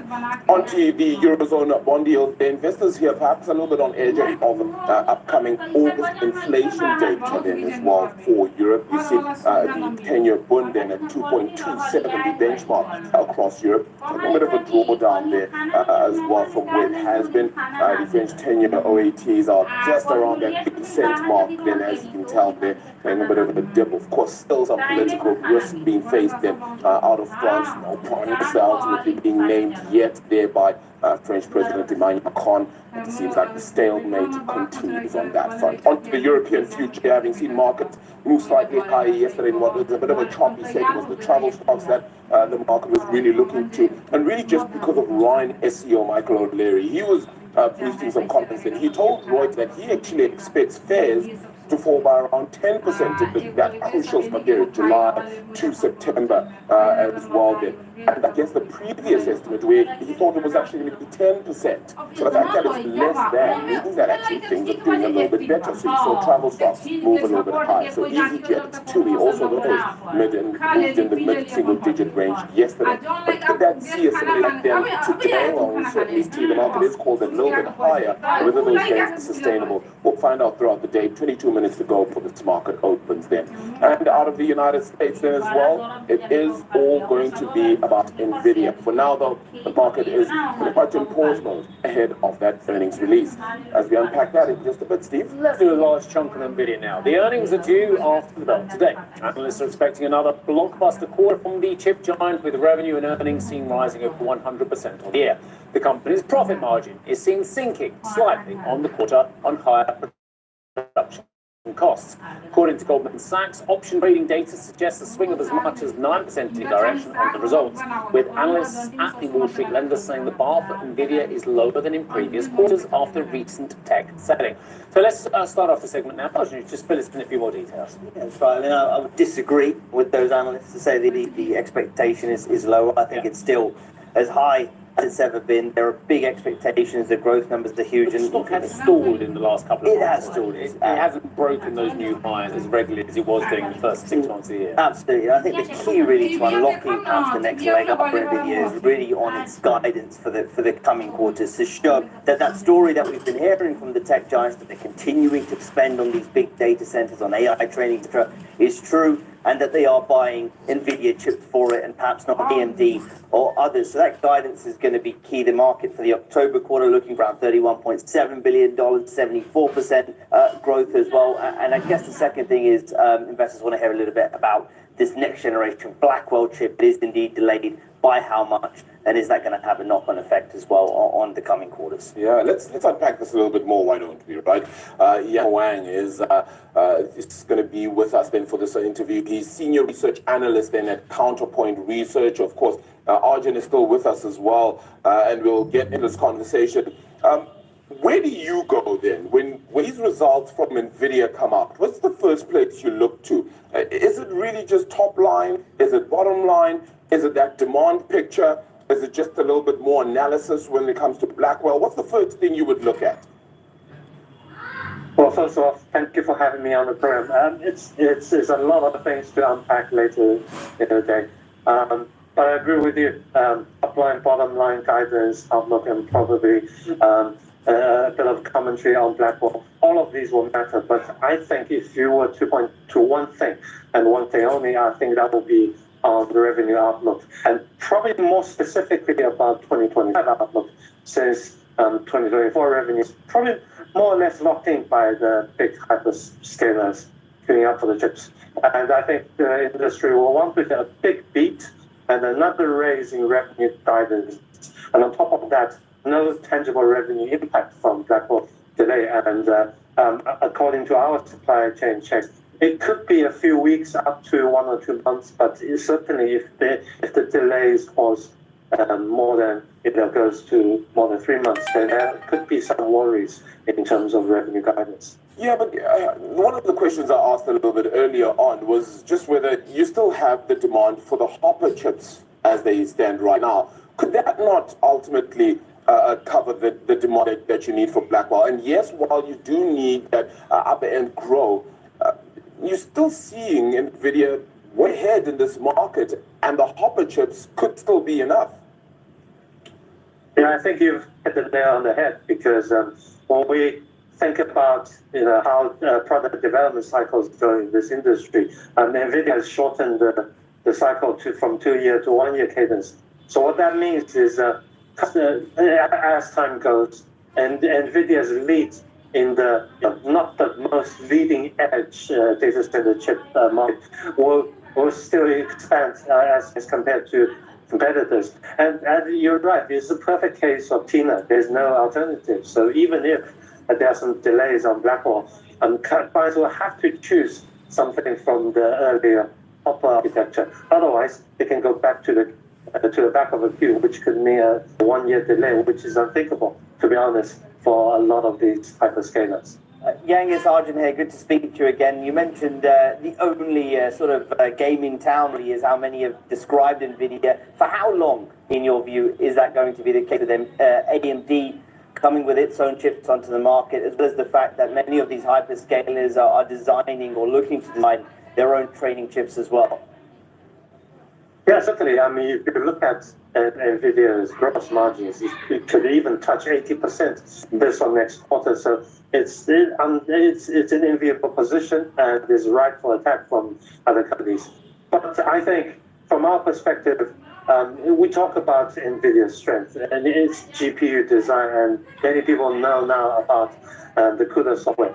But we think that over the years, Nvidia has made significant investments in other networking products, supporting startup ecosystems, software investments. These have all outpaced those of competitors, and so giving a significant edge in the market and pricing power.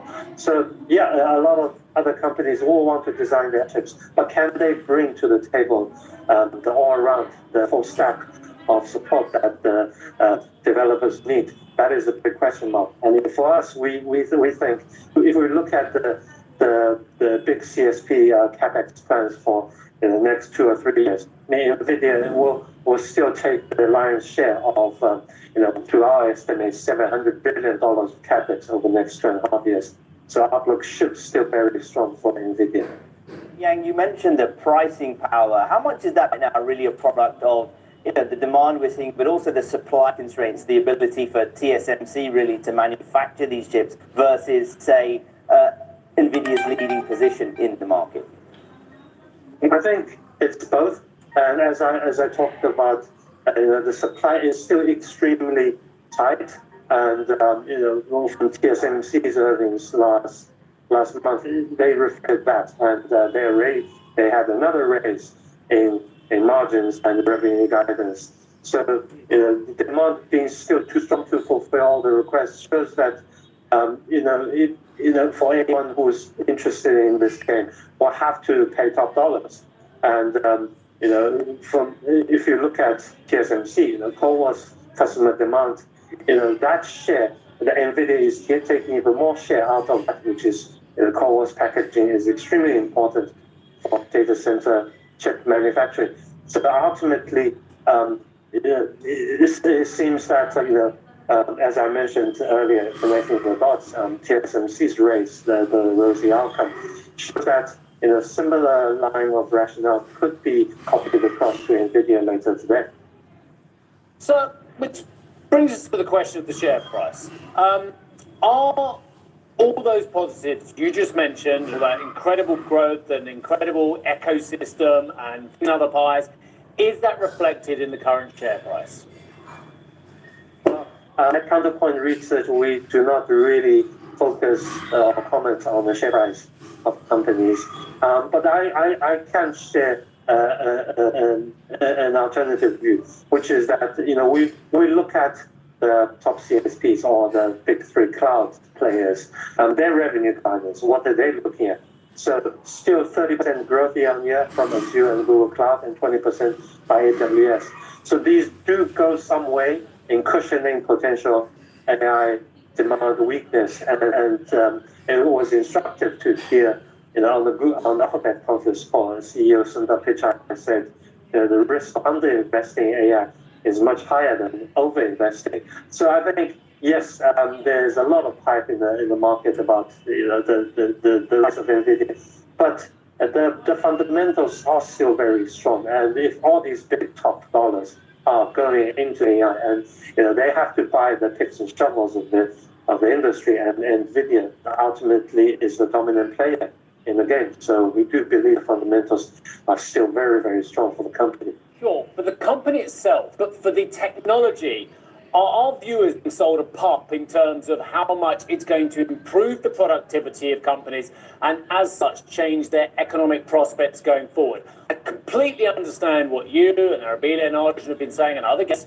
about the amazing situation that Nvidia is in.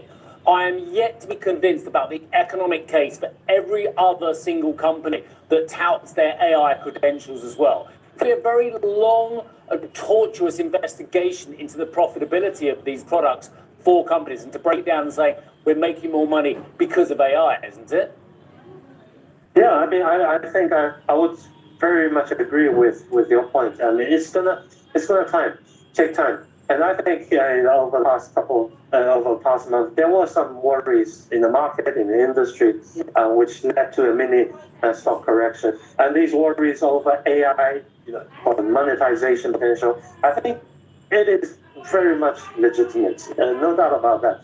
But I think when you look at the commentary from the top tech CEOs, I think these concerns are probably not as urgent at the moment, because reading between the lines, I think the top leaders at big tech, they're open-minded about where revenue opportunities are going to come from with all of these hefty investments.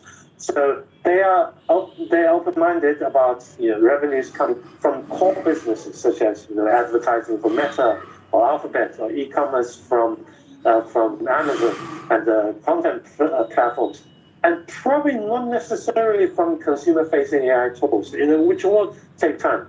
But then when you zoom out and look at the long-term trends, we think that general-purpose computing, the demand is extremely strong, and we are due for another wave of enterprise digital transformation, which, to be frank, has been delayed for a couple of years due to the inflationary scare. We do see that enterprise IT budgets are going to rebound. So whether it's generative AI or non-generative AI workloads, we do see these coming online in the next 2 or 3 years. So yeah, this wave could lift all boats, and not all companies are going to benefit to the same level. But in terms of general purpose computing, Nvidia is still ahead of the game, and similar to other players which are supporting the fundamental rollout of IT infrastructure for the years to come. It's going to be about when the rubber hit the road, young man. Thank you so much for the time. Appreciated it. Today, senior research analyst at Counterpoint Research, joining us as we unpack that Nvidia earnings number. And thank you as well to Arjun. You're going to join us a little bit later as well for another chat. So we'll keep unpacking this one. Let's head over to some politics now, where Vice President Kamala Harris and Minnesota Governor Tim Walz will sit down for their first joint interview since formally securing the Democratic nomination last week in the U.S.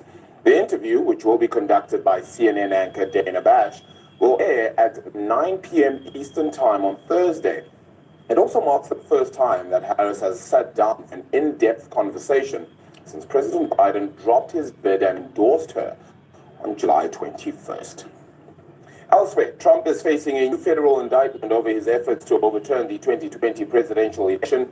The revised indictment carries the same 4 charges brought against Trump last year, but it does remove certain allegations. He instructed his Department of Justice to declare the election results corrupt. The move comes a month after the Supreme Court said former presidents would receive broad immunity from criminal prosecution.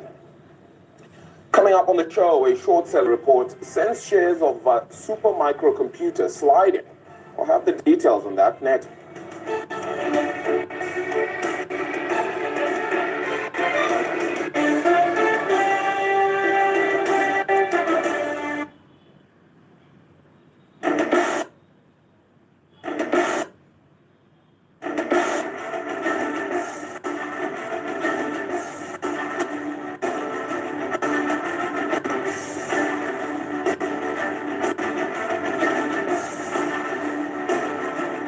I am the future that was born 100 years ago. I am the purpose that emerged with India's independence to be a force for business. That makes doing good our business. Towards an independence where knowledge sets us free. To think big and achieve bigger. Towards a future made perfect. And be a force creating abundance. Because independence, it's not a moment history, it's a never-ending path to prosperity. Aditya Birla Group, a force for good. Helps beat sensitivity fast. Sensodyne Rapid Relief.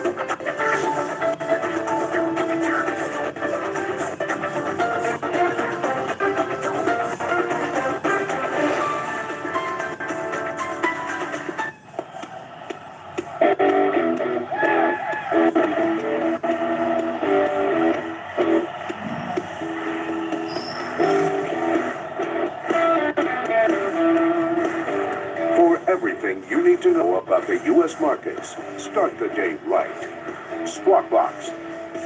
Squawk on the Street. CNBC.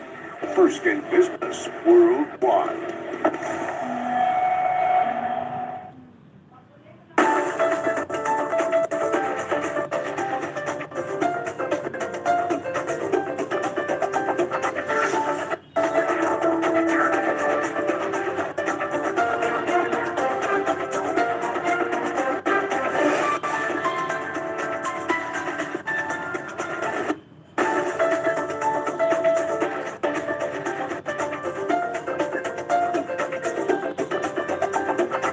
Bad.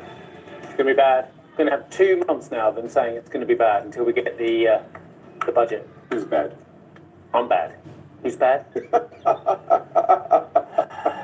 And you only going to see his sister? I am actually, yes. When? What's that, the 29th of September? Janet Jackson. Yeah. UK Prime Minister said it's going to be bad. Keir Starmer, he's also held talks with the German Chancellor. Not that, it's going to be bad.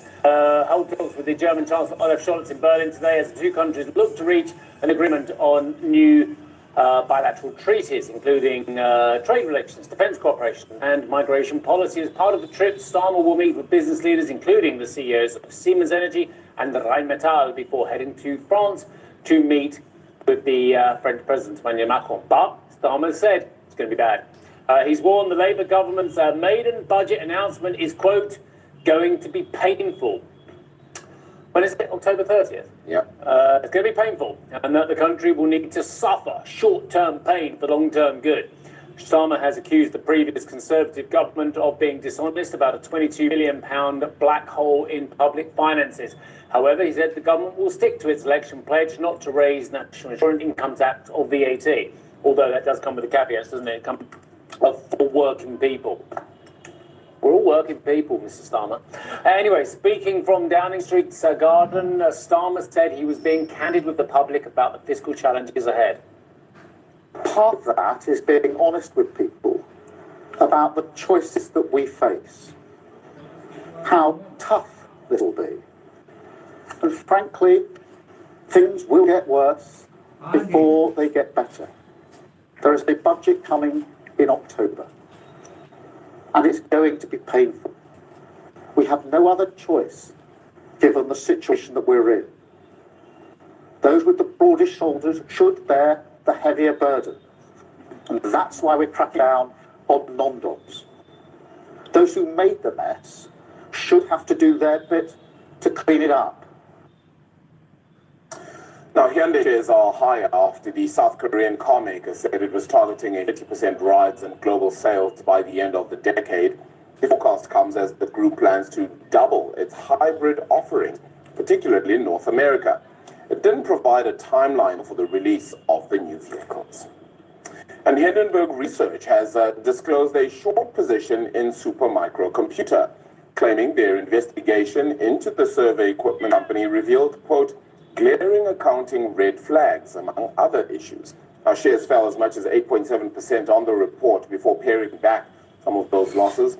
Selling continuing in extended trade, a spokesperson for Supermicrocomputer said the firm doesn't comment on rumors and speculation. Quick word on this one then. Yeah. Fact of the matter is, short sellers, I think, are a legitimate part of the market. I think as long as they aren't doing it without due diligence and due clarity, I think it should be totally allowed, and they've been often a scapegoat. If they are a short seller and he's put his money where his mouth is, I say good luck to them. You know, the rules are very tough on short sellers. Anyway, we are called mildly higher at the start of trading on most bourses.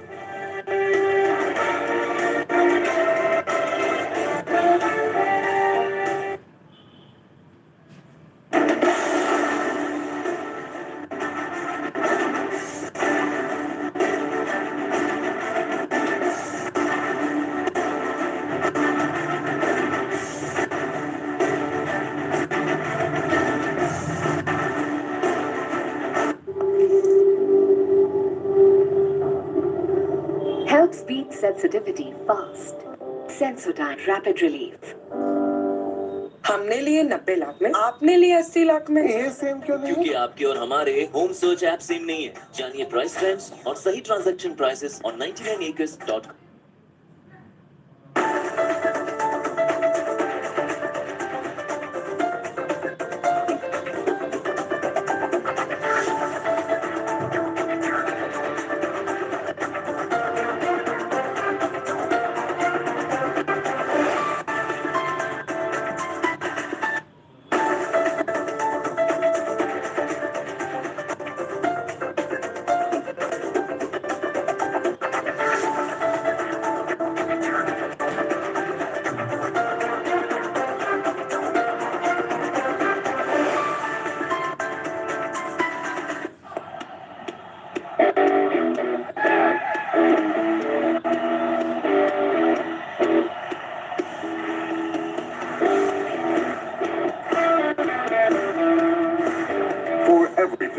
To know about the U.S. markets, start the day right. Squawk Box, Squawk on the Street, CNBC, First in business worldwide.